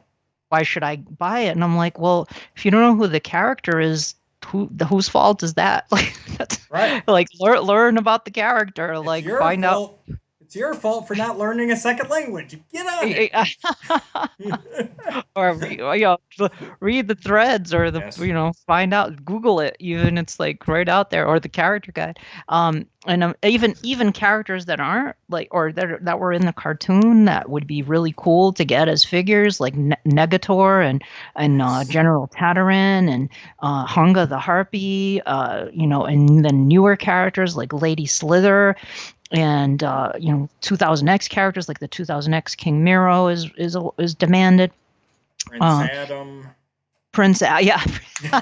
That's really bad. I was laughing when I was listening to you guys because I was like, oh my God, I did totally forget to include Prince Adam, 2000X Prince Adam in that variants video. How did I space on him? I should have put him in there instead of 2000X Randor. Yes. Because Prince Adam is more, I think that 2000X Adam is more demanded than the 2000X Randor, because he's such a distinctly different look for Adam. So maybe I'll do a separate video just for him. But there are so many characters. And then, of course, if we look at beyond that, we have all the New Adventures figures that still haven't been made. Those 10 characters like Sagittar, who is such an important, it's such a striking character. Oh, yeah. Definitely. And some of the Lizor is like one of those mutants that they really should have made. I'm like, how did they not make Lizor? And you just keep digging and look at the international comics, which I think a lot of people kind of are focused only on what they grew up with. Like, oh, this is what I read. I read the Star comics. I read the Golden books. I watched the Filmation cartoon. I read the mini comics. That's it. That's not it. There's way more stuff than that, way more, and great characters like Shezar. So I was like, well, I should since Classics is going into hiatus, that was kind of a sign to me, like I should make these videos and just show, hey, look at what else exists that we could still get in this line. That would be cool. And then I was like thinking, fans don't know who the character is. I could give a little background on them too and give a little bit of just context for who the character is in case people don't know who it is. Like in this instance, a lot of people don't know who that character is. So explain who it is, show some visuals, and then have the segment of what would this look like as a Classics figure, which, most of the time it looks pretty cool. When Tom Brisky is an awesome artist, and so is Eric Marshall. And then you have customizers out there like Hunter Knight and Joe Amato and stuff that do these great customs. Like I have several Hunter Knight customs in my collection, and they fit right in with the rest of the figures. I'm like, well, if these customs look really good, they show what this character would look like if it had been produced. So I don't know if it'll make a difference. I'm hoping that it'll at least prompt some people to want more Classics and maybe to contact even Mattel. Whether that'll make a difference or not, I don't know. I'm not jumping in on the Origins line.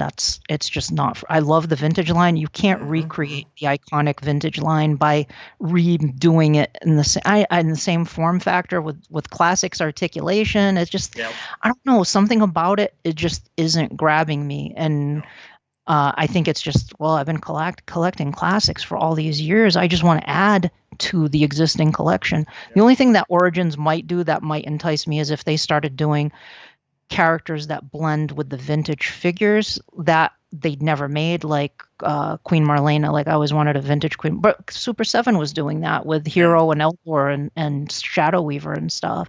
And those were like true neo-vintage type figures. These are like a hybrid of Classics and vintage. It's like, it's nothing, I don't know. It just doesn't, it's not grabbing me. And I don't know why, but I just would like to add more to the Classics, We've said it time and time again, especially on this show, Classics is the pinnacle. It's the figures we always wanted. It's the characters we always wanted. And no other line is going to get as deep as Classics got. We are if we're going to see a Shezar, we're going to see it in Classics. Yep. Yep. We're not gonna see uh, half of the figures behind you in Origins. It's Yeah. not gonna get there. I would be surprised if they get out of vintage toys besides maybe Queen Marlena. But beyond that, I I mean, doubt it. maybe a Keldor, depending on where they go with their storyline. But even that, I think is a long shot. I think he'd be more apt to show up at PowerCon or something like that, even. Yeah. Um, and that's not to rag on anybody. If you're loving Origins, you're digging Oh yeah. Origins, that's great. I have the Skeletor. I do have to say, in hand, they are a lot of fun to mess around with. The, Are the, they? art- Yep. the articulation is very nice. It's very solid, and it allows for a lot of dynamic poses. Um, but I also gave it to my son right after I opened it to review on the show, Hmm. and he's having a blast with it. Hmm. And so Yeah. I, I just. Yeah. I'm sorry. Go ahead. no, go ahead. No, I was gonna say I was just gonna agree with you. Like the thing about that. Oh, here's Crispy. She finally showed up. Hi, Hi, Crispy. Crispy. Oh, what a cutie. She what was I gonna say? Oh, the thing with classics is like you said, like it's never gonna go as deep as this line did, and the classics took New Adventures. It took Princess of Power and put them all together under one umbrella with Masters of the Universe. And the Princess of Power figures look like the cartoon, Yes. which is something I wanted in the 80s. They all fit together really well. And then you started to get things like play sets. We still have Snake Mountain coming. Yeah. We have some vehicles.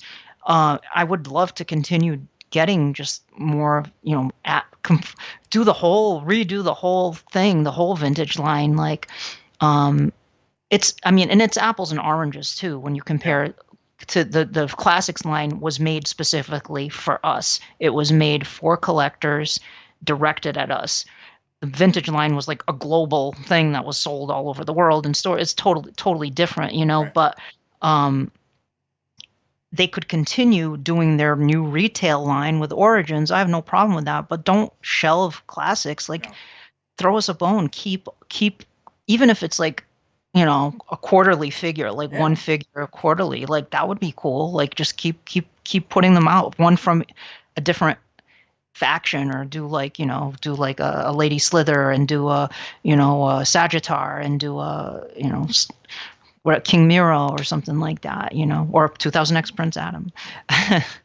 I gotta say, the one figure that surprises me the most, that we haven't gotten in classics would have to be Malaktha. I cannot believe we're Yes. this deep and we don't have a Malaktha. Like, I thought for sure he was a shoe in a long time ago. Right? That's How did they not make him yet? even Crispy and Bougie are Yeah, outraged by the fact they that we are don't have a outraged. Malaktha. They're mad. They are really mad about that. You hit a sore spot with that because they really love a Malactha figure, as would we all. Oh, Yeah, I did a absolutely. wish list video on him recently Yes, because yes. he's just one of those. I think some fans are just kind of like, oh, he's not a warrior, but he's the archaeologist. He's like Yeah. the royal archaeologist. He's the guy you take with you when you go, Mhm. looking for the old temple. I mean, he's Absolutely. great character, like, and he would just look good I think he would look good as a figure too on the shelf, And he's definitely. he's still ripped. I mean, he is still Ah, buffer than I can ever hope to be. So I mean, yeah, you say he's just the archaeologist, he's old, but hold your muscles up to him, because I guarantee you probably 90% of us have fewer muscles than Malactha. So there you go, yeah. I think he seemed like one that they definitely should have done. I would have loved to have had him. And I'm sure if the line had kept going, he probably would have happened eventually. Like a lot of these Sure. characters, probably would have been made at some point. And that's the thing. Like that's the whole impetus behind these videos. It's like, there's a finite number of. I don't want to just keep going like doing videos for 10 years of characters. I'm probably just going to do them through the end of the year. I'm going to just keep knocking them out and probably do a final video at the end of 2020 and go keep bugging Mattel. Here, this was just a selection of some of the characters, but there are a lot more beyond this. Even like I keep getting requests for different characters too, which is funny because I'm like, I want to do all the characters. That would be awesome, but it would probably be like, I'd be like this 90-year-old lady doing today's video about the villager in the episode, Duel of Devlin. Well, and that's Aetherian villagers would be an amazing I would buy that. Troop builder packs. So army builder, that's the phrase. Agreed. I would not say no. Because imagine dioramas, you could have He-Man like saving the villagers and She-Ra like holding up a building, the side of a building together, and then you have the villagers like, Have the kid with that, I can't remember the episode because I'm not James E. Talk, but there's an episode where He-Man like stops a cart full of hay from rolling down a mountain, I want the cart, I want the removable hay, and I want that little boy, that 3-pack. There we go. Yeah. But yeah, there's so much out there, and there is a point where you are hitting the Z-list characters. Yeah. The line wasn't there yet, but yes, there are characters even that people know of that's still like, okay, they're making this guy. That's not going to hit the numbers, and I get that, but I agree with you. I think we were still at least a couple years before that point, even at the pace that Super 7 was putting them out. Mm-hmm. I think the way to do it is you do crowdfunding. Like you have a design for the character. You have like Axel, do the character mock-up, right? And you show this is what the character we're doing. If we hit the numbers, here's what it would look like. And then you have the Kickstarter thing, and if it hits the goal, figure goes into production. If it doesn't hit the goal, we tried. Here's the next one we want to do. Then you don't lose anything by doing that. But the problem is you're dealing with like a huge corporation like Mattel. Is it worth their time to do that? So that's why I'm kind of pushing a little more for PowerCon as an outlet, because we had classics releases done through PowerCon, and if that's the only outlet Mattel is willing to try, unless they bring back Matty Collector, which would be awesome. No. I don't. Well, not exactly Matty Collector. Let's say that I got gypped out of version. I got gypped out of a few figures thanks to Matty. Did you really? Yeah, it wasn't too bad, but there was definitely some that sold out before I got there. Oh, yeah. Because I could never do the subscription. I brought it up before, but you put the nail on the head. Like the line's 12 years old. My daughter's 12 years old. Like this line was literally coming out as I was a father for the first time, and we got married, we had our daughter, and it just like it wasn't working. Oh yeah, of course you gotta can't spend on, and that's a fun thing to collect, but it's not like it was not the priority. Yeah. But real quick, you said you don't know if crowdfunding would work for a large corporation like Mattel. Hasbro, they're a large corporation, but like Mattel, correct? And HasLab, yeah. HasLab, the Hasbro Pulse thing. I brought that up last episode, the episode before. That's exactly what they're doing, and I think that is a very viable option for Mattel. Mm-hmm. Same thing, like just throw up a concept, or just throw up the character with the classic, like, okay, here's Shezar, and here's how she looked in the comic. You would get her and an alternate head and 3 accessories. Yep. Here's how much she'll cost. And that's it. It's up to us then. It's up to the fans to go, do we want this character? Yeah. But the thing is, if Mattel's going to do that, they can't do this, you're all in or you're all out, and they can't go up and be like, well, Shezar failed, so we're done. They've got to have the stance that we're going to throw them up there. They're either going to make it or not, and 3 months later, a certain amount of time, 4 times a year, we're going to throw a figure out to you guys. you guys tell us whether you want it or not. You Mhm. know, Yeah. but don't use the scare tactics anymore, because that No, just no, nobody liked that. no. I understand it was necessary because they were also funding Matty Collector and everything at the same time. But Mm, I think the HasLab type of way is the better way to go. And even yeah, throw it out to Super 7. Let's say, hey, Super 7, you guys can do 4 figures a year. yeah, yeah, And either do them or don't do them, but this is it, and we get our cut of it. If they don't want to take on, the funding and the setup and all that, that's another mhm, option. Keep working with them, and just let them do their thing. It's not going to interfere with your retail line. I yeah, mean, we're entering into a time here where we're about to have the most Masters lines on the shelf that I can ever remember. I mean, yeah. you've got the minis, you've got Origins, you've got, I'm counting the WWE wrestlers. I mean, Yeah. you've got Mega Constructs, you've got Loyal Subjects. This Oh, from the right. Yeah. company who at one point said, we can't throw 2000X heads into the pack anymore because it's confusing parents that Yeah. aren't buying the stuff. You Right. know, Right. Yeah. um, Yeah. Now they're letting every Mondo. You got the Mondo figures too. thank you, Uh, Mondo. It seemed that there was something else as I was listing all those. which kind of confuses me because I'm like, I don't know, maybe it was a contractual thing because I was like, so Super 7 can't keep making classics figures, but Mondo can make those the big high end figures. Yeah, Like, or maybe it's just because they're so expensive that it's not in the same yeah. bracket. I It's don't a know. whole bracket above to them. Yeah. I think that's what it is. Same as they're still allowed. Actually, Funko just got the license for Pops back. There's a lot of those. A new wave just came out. Oh yeah, Blast They Attack and stuff. yeah, Cyclone and Buzz Off, which I don't collect a lot of them, but Cyclone's tempting. I've always liked that color and that character design. Mm. And they just announced a couple of exclusives. So they're doing all this, but classics is the one thing where it's like, don't talk about Yeah. it. I It's don't know. just, I think it, they're aware of that we want them, but yeah, maybe they're trying to like take it away for a little while to build up the desire for it again, and yeah, then hey, we're bringing it back now, like yeah. I just hope fans by then are not like, yeah, we're all set.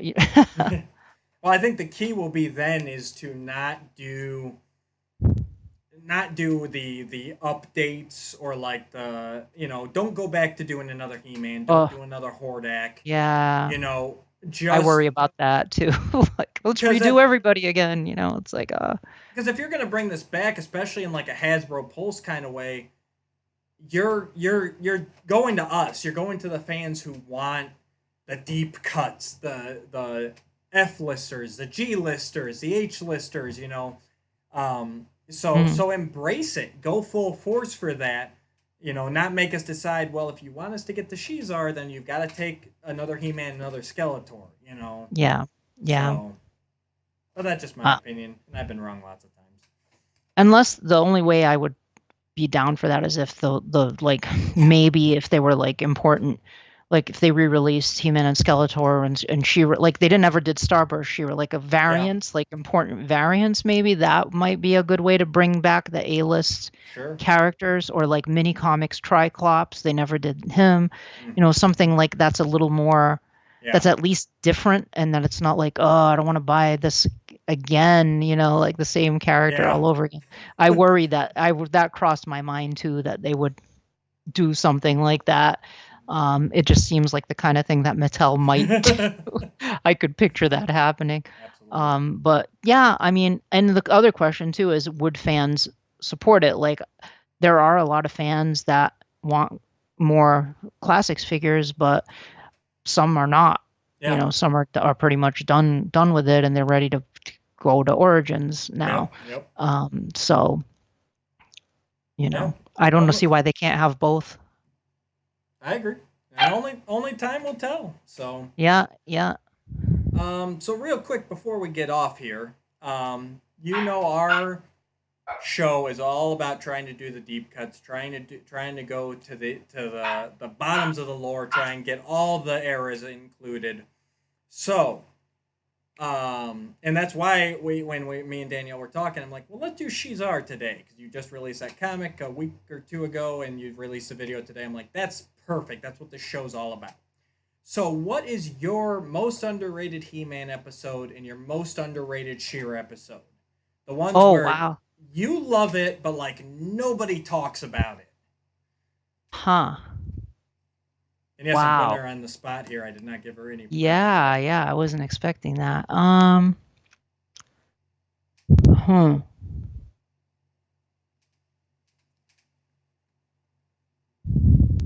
As everyone knows, mine is Curse of the Spellstone. It's an amazing. That is an awesome It's episode. an Yeah. amazing So season King one episode. Helios. That King Helios. Yeah, it's got everything. Yeah. It's got action. It's got cool side characters. It's got creatures. Yeah. But literally nobody talks about Curse of the Spellstone. It's weird. That is a really good episode. And I'm gonna do a video on King Helios at some point. He's a favorite of Eric's as well. Wow, you really, yeah, that's a tough one. I've completely stumped her. Because the ones I really like are coming to mind, but but they tend to be like, I like Damar the Demon a lot, but that's a pretty popular episode. Oh, well, no. Just throw it out there. It's all right. I mean, it's all subjective, but unless you say like House of Shakoti, then I'm just gonna shut that one down because that is rare and obscure. But I mean, even Damar the Demon, a lot of people don't talk about it as much as they should, and that's one we did already as well. This is a Diamond Ray of Disappearance, but that's a popular one. The Shaping Staff. I'm trying to think of like one that's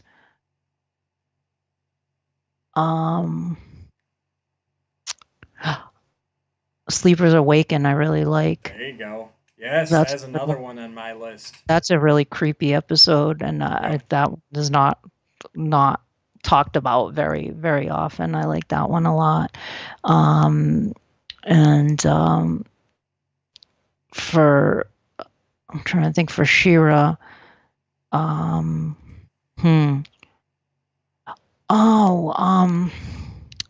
can't. I'm terrible with the titles of the episodes. The one with Granomir, in the She-Ra series where she goes into the past. Dark Smoke and Fire. Yep. Dark Smoke and Fire. Yeah, I like that episode a lot too. That's a good one. I don't know if people really talk about that one very much. They don't. Because I think that's kind of a cool one because you get some. She goes back to Eternia's past and has She-Ra meets Granomir, which I think is a really cool idea, and you don't really hear too much about that one.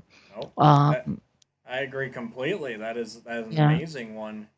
And if you guys want to see more about that, I can't find the episode number. It was early on. Legends of Grayskull, episode 7.5. That's when we did Dark Smoke and Fire. Yes. Okay. For the same reason. I'm bad with the titles of the episodes. I'm like, the episode with the Game Master, the episode with Queen Baelina and the Slave City episode. That's another good one. That is a good one. Yeah, we're gonna hit that one too. Dark Smoke and Fire was my She-Ra one. That's why we've done it already because that was my first choice for She-Ra.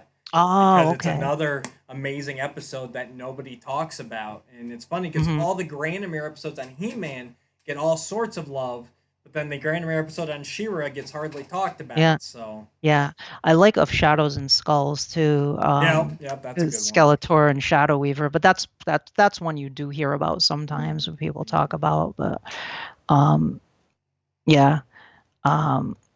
there's so many, like there's so many good ones. There are none that I hate. Like I don't know, like I can always kind of find something to like about even Greatest Show on Eternia, which I know gets a lot of hate, but and I like the episode, the Plundor episode. That's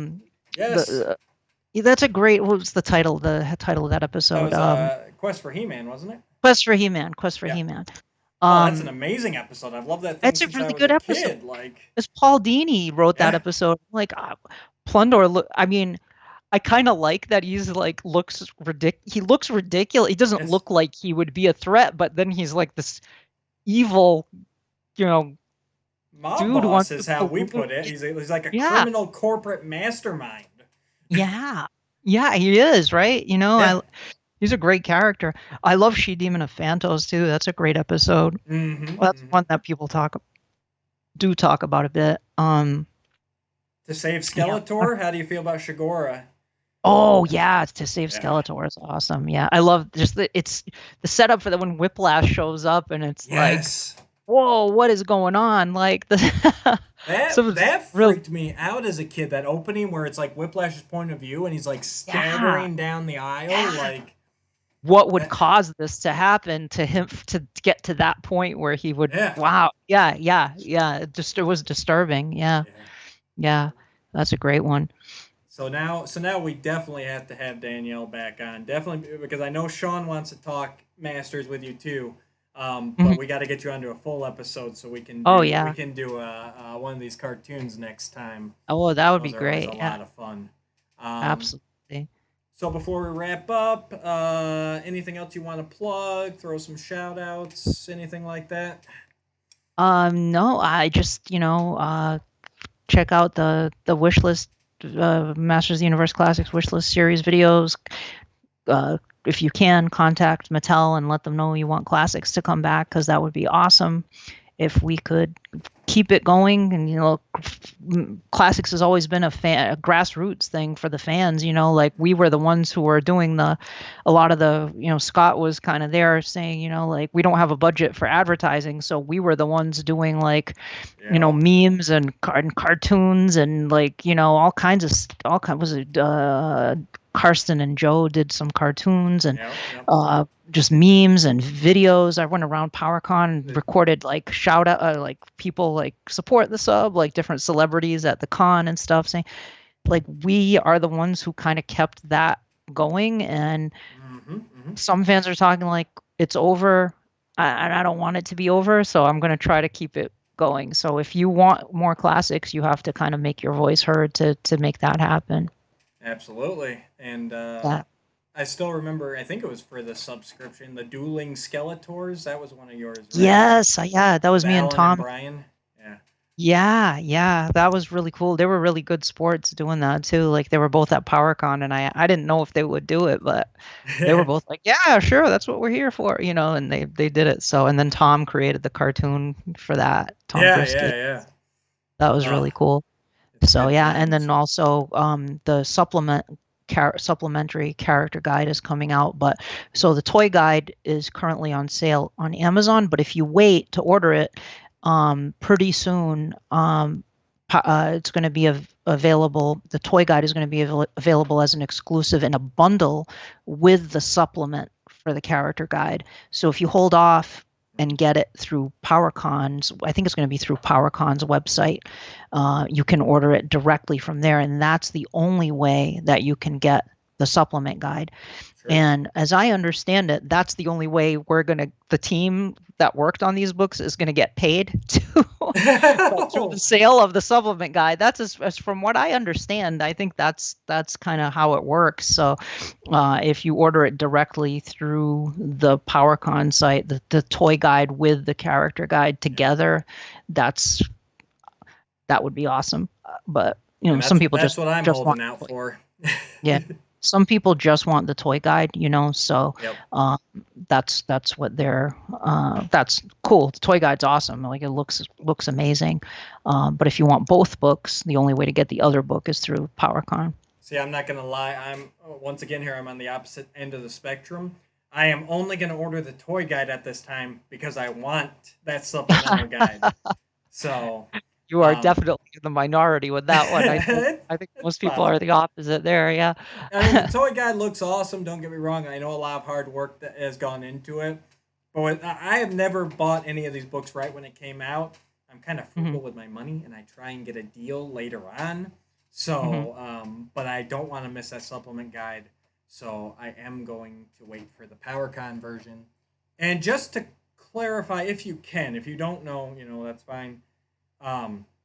Is it an exclusive through PowerCon or an exclusive at PowerCon? Because there's been some confusion around the internet whether if I order it now, am I going to get it like around the same time it comes out, or do I have to wait till PowerCon next year? No, it's going to ship it's being shipped. Like it's not something that you get at PowerCon. It's you order it through the PowerCon website, and then when it's published and in stock, it will be sent out with the toy guide at the same time. From what I understand, anyway. That's how I took it, but then I saw people pop up like, "Oh, but I'm not going to PowerCon." I'm like, "Well, wait a minute here. Is that what it means?" So. Yeah, I think Val is going to post on He-Man.org like once Dark Horse. We're waiting on Dark Horse to sort of let us know when we can solicit all of that stuff. I think they're approving some of the images. I just recently saw like the cover of the book and stuff, and it looks really good. Like the cover looks awesome, and the pages. Eric Marshall did the layout for the character guide supplement, and it looks awesome. It looks like the other one. Like the layout, everything looks the same, but it's really slick looking. So hopefully they'll let us show I hope they let us show the cover and maybe like a little spread of a couple of pages, because it would be cool. Because they've been letting us or Val tease the toy guide at least, some of that stuff. So it'd be nice if we could get some images out for the supplement too, because I think a lot of people don't know about it. Like they're jumping on the Amazon and getting the toy guide. So because if they're buying that and then they want to get the other one, then they're gonna have to order the toy guide again. And I think a lot of people are gonna want to do that, to get two. Well, some people get two. Some people get one to read and one to just have on the shelf and keep it in mint condition. So yes, you definitely have to read these books. I can't imagine anyone getting one just to put on the shelf, because they are just so full of information and stories, and even the stuff you think like, I heard people go, well, I have all the mini comics. Why do I need a mini comic collection? It's like, well, number one, you might have all the mini comics, but you don't have the unreleased mini comic. You don't have the unreleased 2000X mini comic. You probably don't have the Power of the Evil Horde storybook. And and there's also all those little factoids that are sprinkled in there that Yuka put together. So it's like, and the interviews that you did, it's like there's just so much more in here than just mini comics. They're definitely restored and in larger size. You can see them better, as we're getting older. I definitely need that. And the unproduced mini comic Return of Faker. That was a script I got from Michael Halperin.